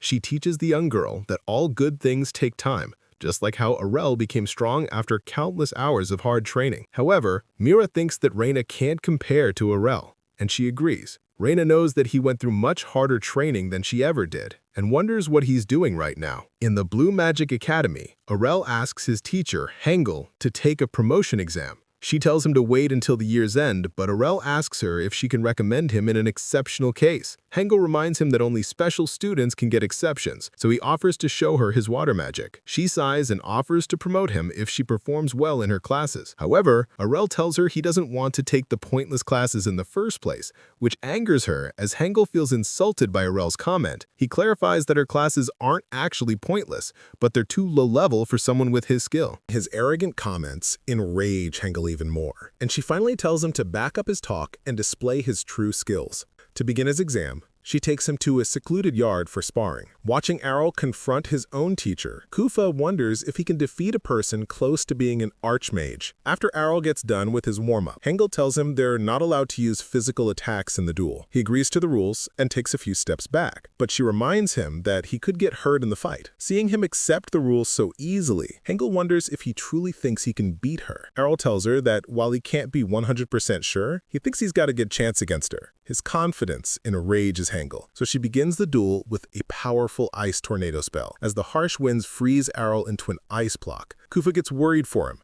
Hangul thinks she has already won, so she tells Kufa to learn from the match she has just witnessed. Suddenly, Arel breaks the ice from inside, revealing the ice barrier skill he used to protect himself. Hanel is finally surprised by his strength, so he summons a dozen ice spikes to attack her. She calms down, thinking it's only a basic skill, but Arel suddenly creates another batch of icicles. Soon, he shoots his icicles to attack Hanel, but she creates her own ice edges to defend against them. Seeing her defend his attack, Arel thinks Hanel is truly qualified to be a teacher. Meanwhile, Hanel recalls that Arel also used the same attack in his entrance exam, so she thinks it's his specialty skill. She tells Arel that ice spells are her specialty too, so he challenges her to an ice edge duel. After Arel creates even more icicles than before, Hanel easily matches his attack, but this time, Arel also forms 100 icicles to her left, right, and directly behind her, trapping her inside a circle of ice. Since changing an icicle's direction requires an incredibly complex spell modification, Hanel realizes she's completely outmatched, giving her no time to react. Arel launches all of the ice edges towards her, so she blocks them with a barrier. As she blocks all of the attack, Hanel is surprised that Arel's strikes aren't losing any power despite using so much mana. However, she notes that the ice edges are only freezing around her barrier,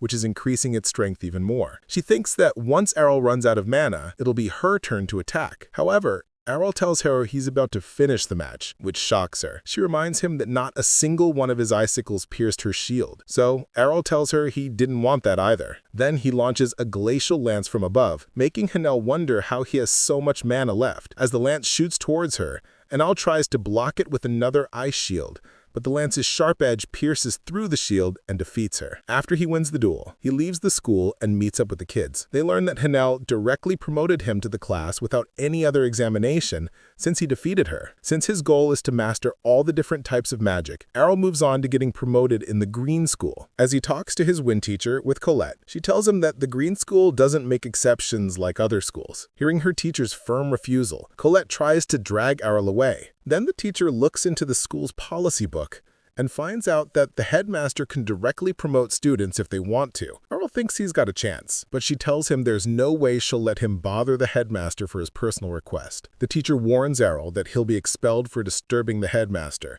so he finally calms down. It's the last thing he wants. Colette wonders why Arel is in such a hurry to get promoted, so he tells her he's trying to catch up to a person he admires. Then he asks his teacher if he can directly show his skills to prove his strength, but she keeps refusing him. Finally, Colette thinks of another way Arel can prove himself. She recalls that after the school's flying race event, the headmaster personally presents the prize to the first place winner. Arel thinks it's a great chance to directly meet the headmaster, but her teacher reminds him that the race is a fierce competition with over 300 participants.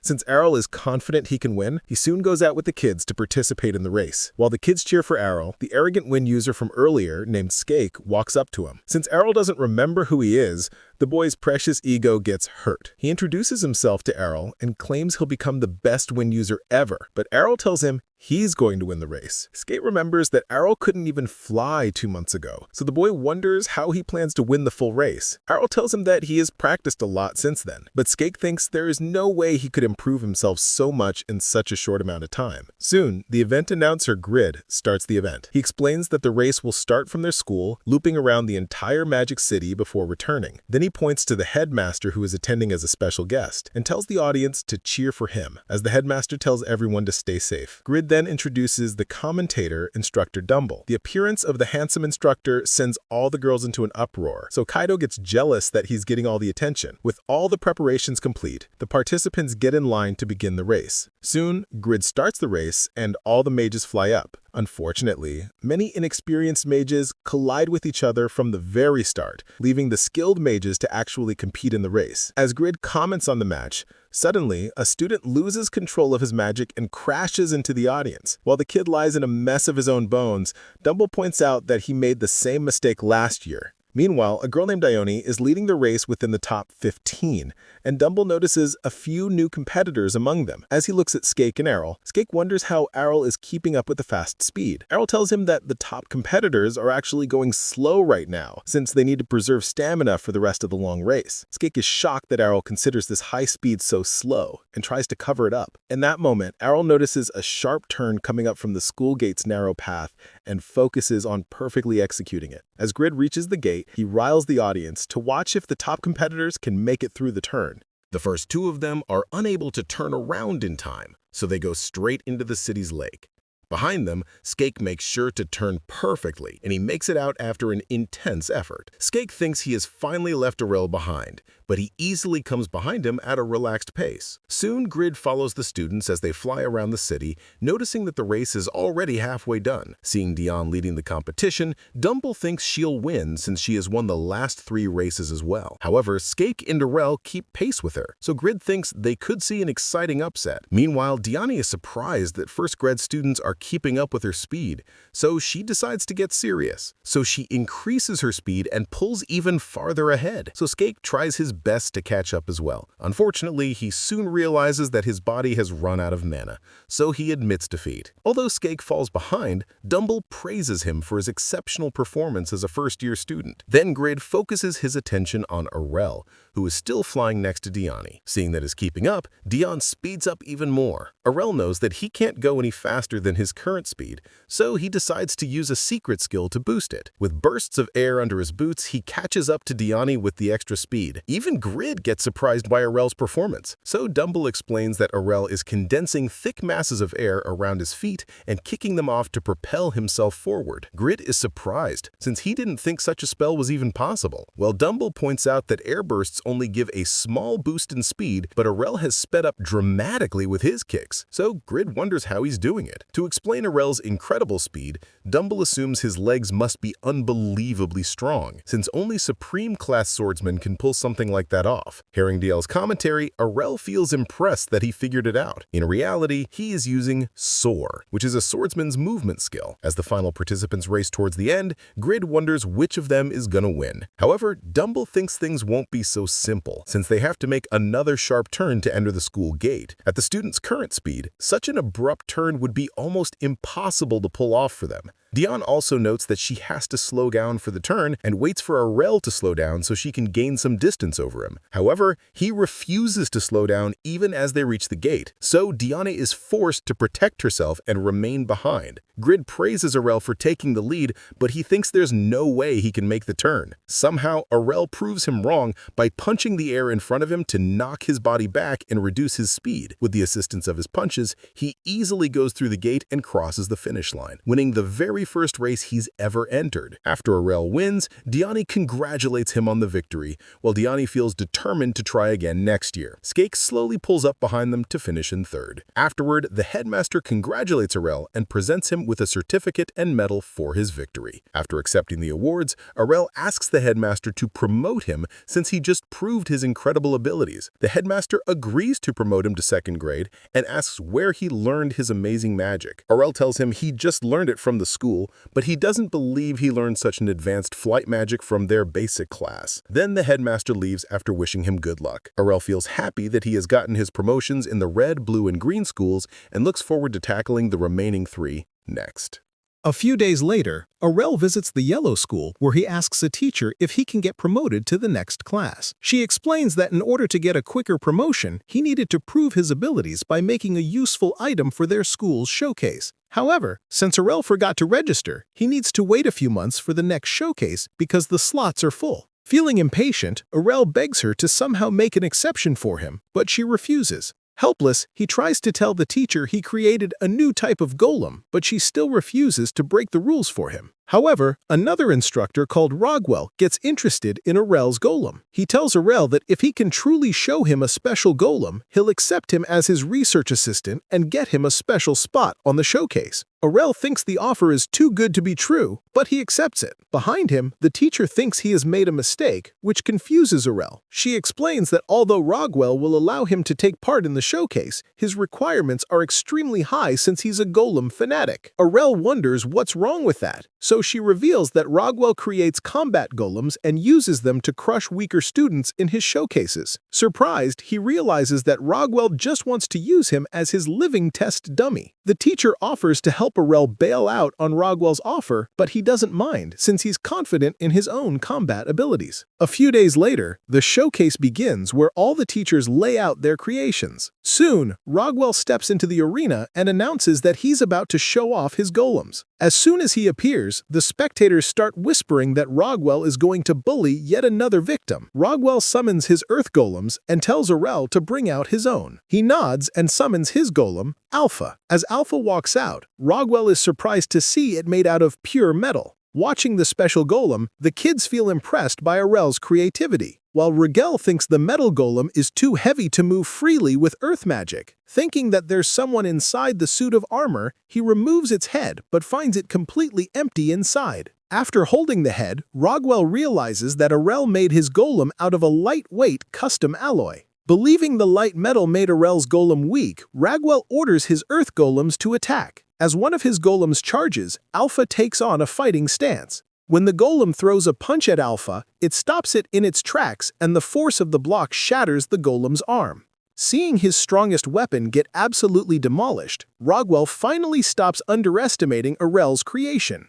Once his golem regrows its broken arm, he commands the others to harden their bodies. With the increased power and multiple attacks, Rogwell thinks there's no way Alpha can defend all the incoming attacks with just 2 arms. However, Arel simply summons some swords for Alpha, so it confidently takes a sword stance. Rogwell thinks it's actually a bad move and sends in his golems for the kill. Somehow, Alpha shatters all of his charging golems with just 1 sword slash, which leaves him completely stunned. Arel thinks it was just a simple slash, but Rogwell tells him an advanced sword technique like that should be completely impossible for a golem. Arel explains that even if normal golems can't use swords, he created Alpha with a special lightweight metal and flexible joints, which reduce its mana consumption and increase its mobility. As Arel finishes his explanation, Rogwell understands the logic behind his work, but he still can't believe he actually pulled it off. Arel asks whether his research is enough to qualify for the promotional exam, but Rogwell explains that assistants aren't allowed to take it. However, he says he can get the headmaster to promote him if Arel joins his golem laboratory, so he accepts without hesitation. After getting the promotion at the Yellow School, Arel heads over to the White Institute for another promotional exam. There, he greets instructor Cade. Noticing her closed eyes, Arel asks if she's doing okay. Cade explains that she's fine since she's naturally blind, but can sense the magical energy within objects and other people. However, when she actually peeks into his body, she finds a billion different bottomless magic energies inside. Overwhelmed by all the magic, Cade wonders if Arel is okay, so he reassures her he's fine. Finally, she decides to ignore the mysterious energies within his body and takes him to the trial slate. As they enter a dark cave, Cade explains that many skeletons of fallen warriors used to reside there, but their bones became animated after the cave received a large concentration of mana. To begin exploring, Arel uses a light spell, so Cade warns him that the undead are attracted to it. Before long, undead skeletons rush at Arel, but he instantly deletes them with a holy ray and continues on his way down. In the end, Cade has to quickly catch up to Arel. He asks if the exam continues deeper in the cave, but Cade explains that he's already passed because the requirement was simply to defeat some of the undead. Although Cade feels worried about Arel running out of mana on the way back, he reassures her that he hasn't even used 1% of it. Suddenly, a powerful undead attacks them from behind, so Arel pushes it back with another holy ray spell. While Cade feels wary of this powerful skeleton, the undead starts introducing himself to them. Unfortunately, Arel keeps blasting it with more holy rays, preventing it from saying its own name. As the poor undead tries to catch its breath, Arel uses a more powerful holy cross spell, which completely incinerates it to ashes. Feeling the skill's incredible power, Kaida tells Arel that he just defeated a white, which is a high-ranked undead variant. She also feels amazed that he can use Holy Cross, since it's a technique only advanced exorcists can use. However, Arel only thinks that the skill is a tiny bit stronger than Holy Light, which leaves her speechless. Later, Arel heads to the Black School. As he studies some books, Litalia suddenly sneaks up on him and he reflexively knocks her head off. While she rushes to pick it up, Arel feels disappointed that the Black School doesn't have any promotional exams. Litalia explains that they used to have one in the past, but that changed after their school's system collapsed. As she complains about the lack of students, Arel notices how empty the building is. He then asks her what's behind the back door of the reading room. Because the room on the other side is completely empty, Latalia reveals that the room is actually a testing lab where a member can test their black magic.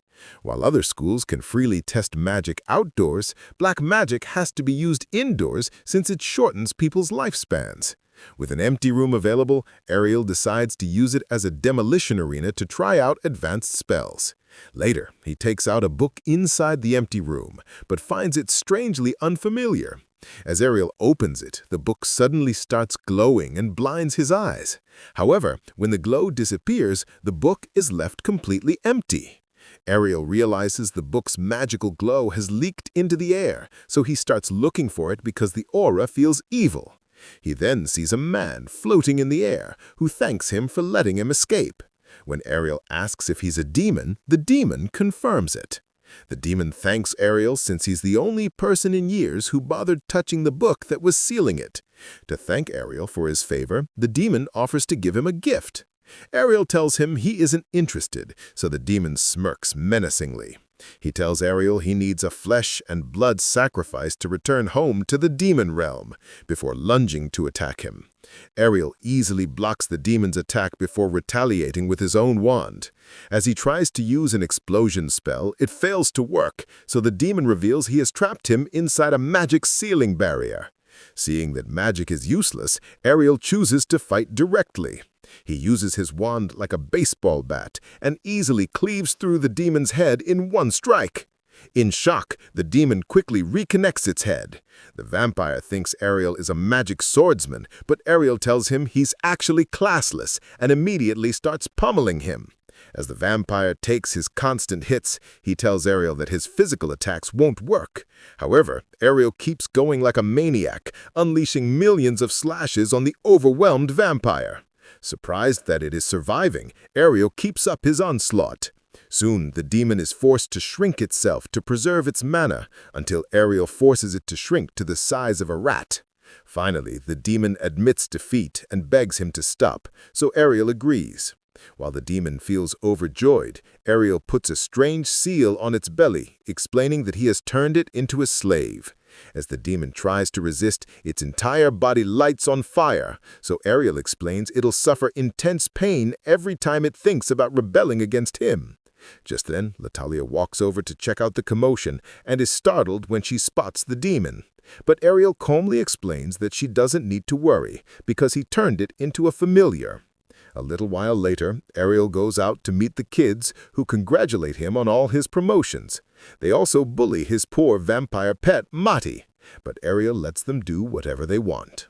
Arel then tells Mati to buy some lunch, so he leaves after getting burnt again. While Mati goes to the cafeteria, he swears to break free of Arel's contract and make him pay.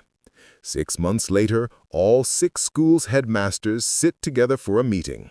There, an official explains to all the headmasters that their schools will get a yearly budget and sponsorship based on their number of students and staff. As he reads the black school's budget, the headmaster, Black, complains that his school has gotten a 40% cut in resources. The official reminds him that his black school's contributions are much lower than all the others, so it's only fair that they get fewer resources. While Black feels upset that he can't fund his research anymore, the red school's headmaster, Riora, taunts him for playing around with his childish evil spells. Meanwhile, the white school's headmaster, Widow, points out that black magic is inherently dangerous, so they should consider removing the school entirely. Luckily, the official explains he won't be making such a big move during this meeting, and tells him that his budget is subject to one last change, as he reveals that the schools can receive an increase if they perform well during the upcoming 6-school magic contest.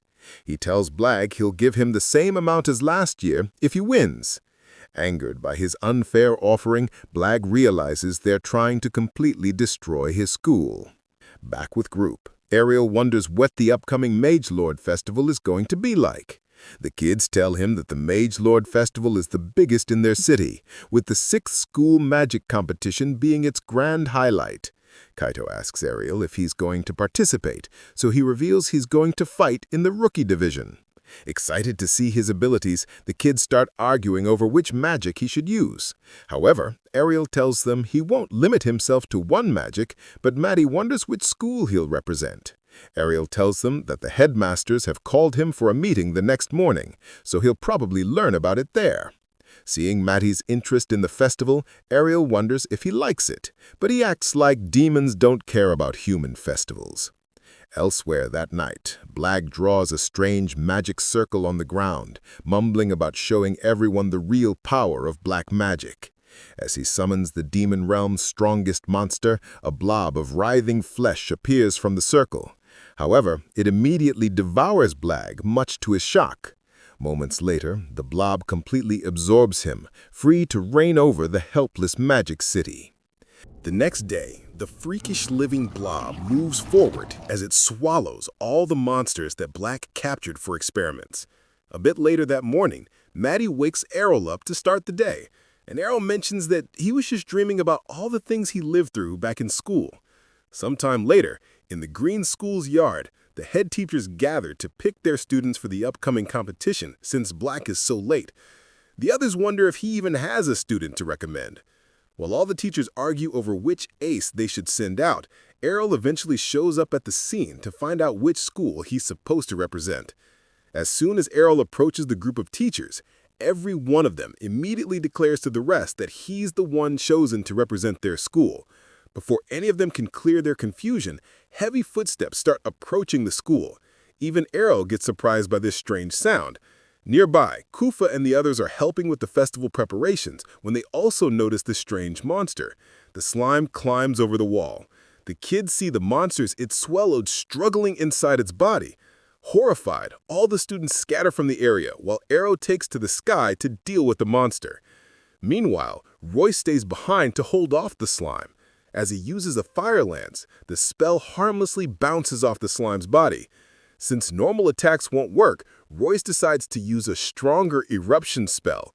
However, before he can even use it, the slime's tentacles shoot out to grab him. Luckily, Dion picks up Royce and flies away before the slime can devour him. Glad to be safe, Royce thanks her. Since the slime lost its previous target, it keeps charging and chases Colette and the others.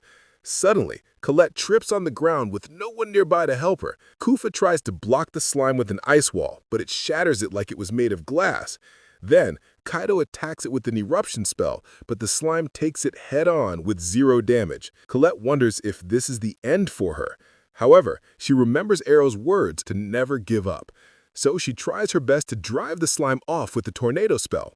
Unfortunately, the attack doesn't do anything to the slime, so Colette thinks she at least tried her best to save her own life. Just as the slime's tentacle stretches out toward the kids, Arel suddenly slices through it with his sword. He turns back to praise the kids for standing up to the monster, and soon after, the rest of the teachers gather around him as well.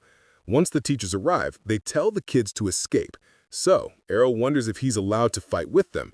Confident in their abilities, the headmasters all tell him to stand back. Watching the strange slime advancing towards them, they realize it must have been summoned by the Black School. As they all think about scolding Black for his stunt, they wonder how to defeat the slime's magic resistance first. Thinking that the slime is only strong enough to deflect the students' weak magic, the Blue Headmaster and Guido both attack the slime. However, it easily deflects their full power skills, leaving them completely stunned. Then, the Red and Green Headmaster scorch the slime with a combination fire tornado, but it still lives through the powerful spell. Watching the slime shrug off the magic, the Green Headmaster thinks it's actually devouring their magic instead of resisting it, since they can't defeat the slime with their strength. The Yellow Headmaster traps it with giant earth walls. Somehow, the slime starts breaking through the wall, so the teachers wonder how to handle it. One of them suggests attacking the slime with so much mana that it bursts. However, another headmaster points out that if the slime ends up absorbing all their mana, it'll become even bigger and stronger. Soon, the slime completely breaks out of the earth wall. Watching the fight from a distance, Arel realizes that he already knows all of the spells his teachers just used. While he thinks there is nothing more to learn in the City of Magic, Maddie asks him if they'll continue watching the battle from the side, since he thinks that the teachers could still have some hidden spells. Arel decides to continue watching for now. Maddie nods, wondering how a gluttony slime escaped from the demon realm into the human world. Suddenly, Arel chokes him, demanding that he explain where this kind of slime even comes from. Maddie quickly agrees to tell him everything and explains that the slime can absorb any kind of magic just to grow bigger. He also reveals that magic happens to be the slime's favorite food, so it can grow much stronger by absorbing more. Arel wonders what would happen if the slime got attacked by a magic too strong to absorb. Maddie laughs, thinking that no one can use a spell with so much power. He then tells Arel that physical attacks and weapons also get swallowed by the slime's body. But Arel still thinks he has a shot at defeating it, so he gets down on the ground and summons a sword to fight. Maddie wonders why he's using a physical weapon since he's a magician, so Arel reminds him that he's fully capable of wielding a sword. Maddie feels insulted that he got his butt kicked by a magic wand, and Arel tells him to help him fight the slime. Nearby, the slime continues to advance towards the city, and the teachers wonder if their hometown is doomed. The green headmaster proposes evacuating the entire city, but suddenly, Arel descends from the sky toward the slime at incredible speed. He unleashes a sword technique called Dragon Fang Slash. A lightning dragon materializes and rips into the slime, while all the students from the school watch the battle unfold from afar. Watching Arel safe and sound, Maddie is shocked that the slime couldn't swallow his sword. However, Arel feels disappointed that his attack didn't defeat the big monster behind him. The magic headmasters also appear and ask Arel if he's a swordsman. When he explains that he doesn't have a class at all, they're all left stunned. Arel tells the teachers to flee the area, since the slime would just devour their attacks. Hearing that the slime loves magic, the green headmaster realizes that the slime is headed towards their school's main building, since that's where their students are gathered. As the teachers think about helping Arel, he tells them to remain behind, since they'd only get in his way. Although they feel worried about letting a kid handle things, Arel reassures them that he can do it. Finally, the teachers leave the area and return to the students. Back on the ground, the slime recovers the damage from Arel's attack. Maddie grins, smugly, feeling proud that Arel's attacks couldn't defeat a fellow demon. Arel threatens to feed him to the slime if he doesn't shape up. Ready to teach him a lesson, Arel hangs Maddie in front of the slime, but the slime actually moves away from them. While Arel thinks it's because Maddie tastes like crap, Maddie thinks that the slime must be scared to fight them together. Since Arel doesn't want the fat blob to go around terrorizing everyone, he traps it with an earth wall spell. He then flies close to the walls and summons some golems. As the 4 golems surround the slime, Arel unleashes a boosted infinite break attack along with them. Their combined attack shreds through the slime, and the students cheer for Arel to finish off the monster, watching him use powerful sword attacks alongside magic spells. The teachers wonder if a classless person can truly pull off these stunning feats. Meanwhile, Arel's golems crumble to bits from the pressure of using their powerful attacks. However, the slime still starts regenerating from the blow, so Maddie starts taunting Arel for his failure. This time, Arel decides to try magic, so Maddie mocks him since the slime absorbs any kind of spell. Still, Arel thinks he can defeat the slime if he just overloads it with enough mana, so he creates a magic circle. Watching the red circle, Maddie thinks he's just using plain fire magic and waits for him to fail miserably. Arel tells him it's not just red magic and summons 5 more different magic circles. Shocked, Maddie wonders how he can use 6 different magic elements at once. However, Arel goes a step further and merges all of the unique magic circles into a single one. In a flashback, he remembers his father warning him to never use those unpredictable magic circles unless he was facing a life-or-death situation. Arel asked Leon why this magic was so dangerous, so he explained that these circles are combined with an incredible amount of mana to create a continuous chain of combined attacks. Since this combination requires incredible magic precision, if the user loses control of their mana, it would result in a massive explosion that would nuke the entire area. Although Arel knows he could be risking such an explosion, he has no choice but to use this magic against this indestructible slime. As he tries to complete the magic circle, even Arel feels the difficulty of manipulating 6 powerful magic circles at once. Soon, the slime's tentacles grow closer, and Maddie waits for Arel to be defeated. Suddenly, a bright glow pours into Arel, and he looks back to see all of the magic school students and teachers offering their own mana to help him stabilize his circle. With their assistance, Arel finally completes the elimination spell and erases the black slime from its miserable existence. Shocked that Arel actually defeated the slime, Maddie feels his world turning upside down. Suddenly, Arel grabs him and reminds him of his arrogant words just a few minutes ago. Quickly, Maddie changes his expression, acting like he was just joking back then. After punishing Maddie, Arel flies down to the crater where the slime once was. While he feels exhausted after using all of his magic, the headmasters quickly approach him, knowing that the elimination magic he just used is a legendary spell only a mage lord can cast. The teachers wonder how Arel could use it. They all question how Arel managed to grow so powerful at such a young age. and the yellow headmaster points out that none of them even know the proper way to become a magelord. Arel explains to them that he's only a classless person, but he learned the elimination magic from his father, who happens to be a magelord. Shocked, the teachers wonder who Arel's dad is and wonder if he's the son of Leon. Arel nods, surprised that they actually know his dad. The Red School headmaster explains that Leon was actually his classmate, which meant he always came in second place after him. Although everyone thought that Leon would become their school's headmaster, he just vanished without a trace. Then the Blue School's headmaster also recalls having a talented junior like Leon, who disappeared for no reason. Arel explains that his father also used to study in all the magic schools, but he left them after mastering their techniques. Then the Green headmaster asks Arel if he knows how to become a magelord. Arel tells the teachers they just need to master all sex magics to their peak in order to become a magelord. Since the City of Magic divides its magics into 6 schools, the teachers realize that none of their students can ever become magelords even if they master one type. As they all realize they still need the Black School to reach the pinnacle of magic, Arel disappears from in front of them. Nearby, he finds a tiny baby slime among the rubble, which survived his powerful attack. Although Maddie suggests eliminating the dangerous slime, Arel decides to take it as a familiar. The next day, in his room, he manages to tame the black slime and decides to name it Wob Wob. Watching Wob Wob clean Arel's trash like a vacuum cleaner, Maddie feels frustrated that it has become a servant. Maddie wonders why Wob Wob became his friend despite getting hurt so much. So Arel reminds him that slimes can't feel pain since Wob Wob probably took their fight as a game. It doesn't mind being Arel's familiar. Suddenly, Kaido and the girls barge into the room, afraid that Arel is going to leave their city. Arel wonders where they heard about this, and the kids explain that they learned through their teachers. They then beg him to stay until graduation, but he reminds them that there's nothing left for him to learn here. Seeing him ready to leave without any hesitation, the kids think Arel is being too cold to them. Finally, he offers to visit the Magic City every now and then to spend time with them, so the kids ask what he plans to do once he leaves. He says he'll return home first, and after that, he'll make his way to the City of Monsters. Surprised, Kaido wonders why he's going to the meeting point of all the world's monsters. Arel explains that he needs to go there since he has a new monster as a familiar, so the kids finally realize that he adopted the black slime. As Arel holds out the slime towards them, the kids feel terrified, but he reassures them that it's safe. Colette thinks that the gluttony slime looks like the one that destroyed their city, but Arel acts like it just has a similar color. Relieved that the slime is safe, the kids start petting it. Elsewhere, an official yells at all the school's headmasters for letting a talented kid like Arel leave their city. However, they all remind him that even if they tried to force Arel to stay, he would just stomp them all and leave. Just then, Blag tells them they can just create a new magelord with Arel's information. Watching him reappear out of thin air, everyone gets shocked. Blag explains that although his body was devoured by the slime,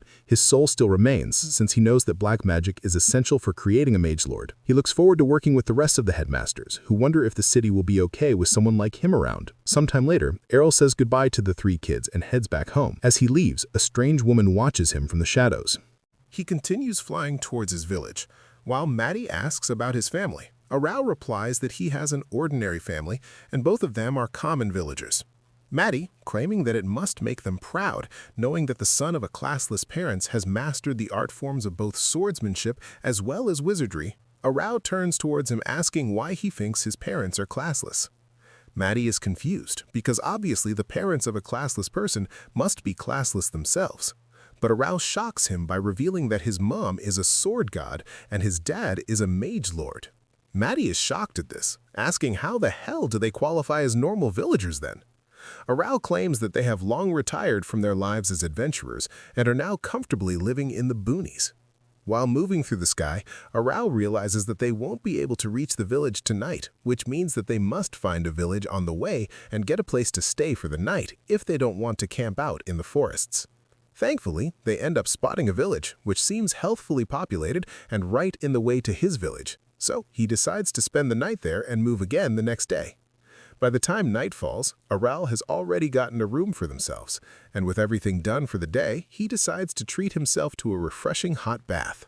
They all relax in the hot bath when suddenly the door opens and a girl enters with a towel wrapped around her. Maddie immediately grows tense and hides behind Arel, but Arel himself doesn't seem to care and invites her in since it is a mixed bath for both men and women.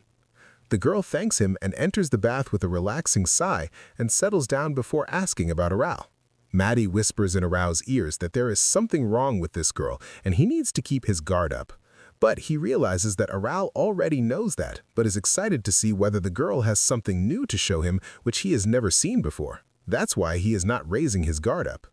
The girl asks about the reason for his journey, and Arel without hesitation replies that the only thing he wants in the world is to get as strong as possible. This seems to interest the girl, and she asks whether he likes to fight. But Arel replies that he doesn't fight for the sake of winning, he just wants to see how far he can go and what is the potential of a classless person.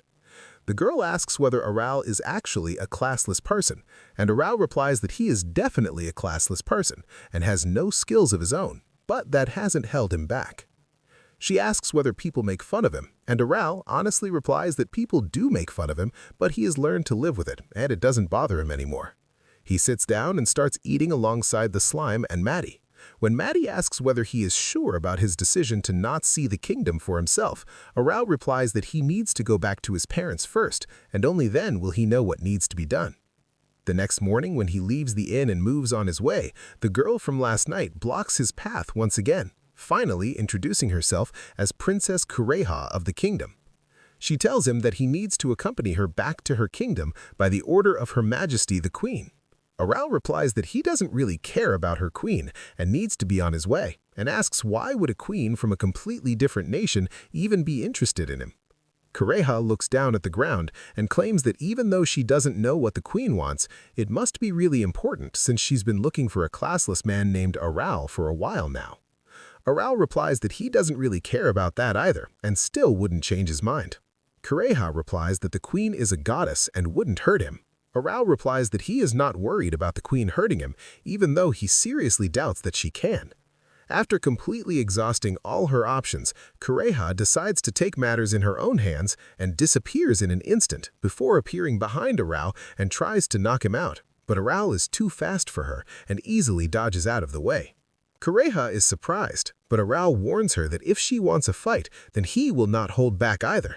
With that, he proves that he is a true follower of equality, as he kicks her in the ovaries, dropping her down on the ground. Arel quickly looks around and estimates that roughly 10 people are hiding around in the trees, and tells them to reveal themselves, as he already knows about it. A bunch of ninjas quickly appear around Arel, and one of them asks how the hell did he know about them, as they were using special stealth skills to hide their presence. Arel replies that they can try to hide their presence, but that doesn't completely make them disappear, and I can still vibe check them easily. The leader of the ninjas immediately asks Kureha whether she is okay and starts fussing over her, crying about the fact that she has gotten dirt all over her. Kureha pushes her off, claiming that they need to focus on capturing Arel and don't treat him like a normal classless loser. They try to attack him all at once, but it's of no use, as Arel easily manages to defeat them all without breaking a sweat. As they all lay on the floor unconscious, they are found out by the reinforcements sent from the same kingdom, who are shocked to see one of their elite forces down for the count. They ask what happened to them, expecting that they might have gotten ambushed by enemy forces, but Kureha replies that Arel is the one who did this to them. The other girls are shocked, asking how the hell can a single person, and that too a classless loser, defeat elite fighters like them alone? Before they could talk any further, though, Arel comes out from behind a tree eating a rice ball, asking whether they all belong to the same kingdom. The Dragon Lady realizes that even though Arel looks normal, he has a formidable aura and immediately announces herself as Princess Dora, the Dragon Lord, telling Arel to surrender himself to be taken in front of the queen. The beast girl Tirga tells her not to be so swift as she is the one who came here first, so she should get the honor of capturing him. Arel tells them not to fight amongst themselves as they can all attack him at once under one's condition, which is that they must attack him with their best spells and techniques, not holding back at all. The girls agree and hit him with their hardest-hitting skills, but the result is the same. Both the Beast Girl squad and the Dragon Lady are on the ground, soundly defeated. Arel is kind of underwhelmed as none of them showed him any abilities of note, but now he starts getting curious about why the hell does this empire want him so bad. Kureha manages to open her eyes and tells him that their queen, the goddess, is the strongest being on earth, and he will stand no chance against her. This gets him even more interested as he wonders what kind of new abilities might he see there. This is enough to change his mind, and he decides to go to the kingdom and see the queen for himself. He flies to the castle on his own and finds the gate wide open, so he enters the drawbridge, only to get surrounded by 4 more women, all claiming to be one of the 8 imperial generals like Kureha and the Dragon Lady. They all seem to have their own sets of special abilities and tell Arel to simply surrender, but obviously they are no match against him and easily destroys them all before entering the royal throne room. The final woman of the 8 generals stand in his way, shocked at the fact that he managed to defeat the 4 of them so easily. But before she could even take her sword out, the little queen runs past her and hugs Arel, claiming that she has been waiting for such a long time to meet him. It turns out to be none other than her older sister who he struggles to push away, while the tall general is confused at what the hell is actually happening. Arel asks why the hell is she playing at being an empress, and his sister replies that she made a promise to herself that she will make a place where no one will ever discriminate against him on the basis of his class, and she has managed to complete her promise, finally. He claims that from now on he will stay here forever, and she is even sent for their parents and their younger sister so that they can all live like a happy family in a beautiful place without any discrimination. Astea expected Arel to be happy at this and hug her, but instead he replies that he can't do that.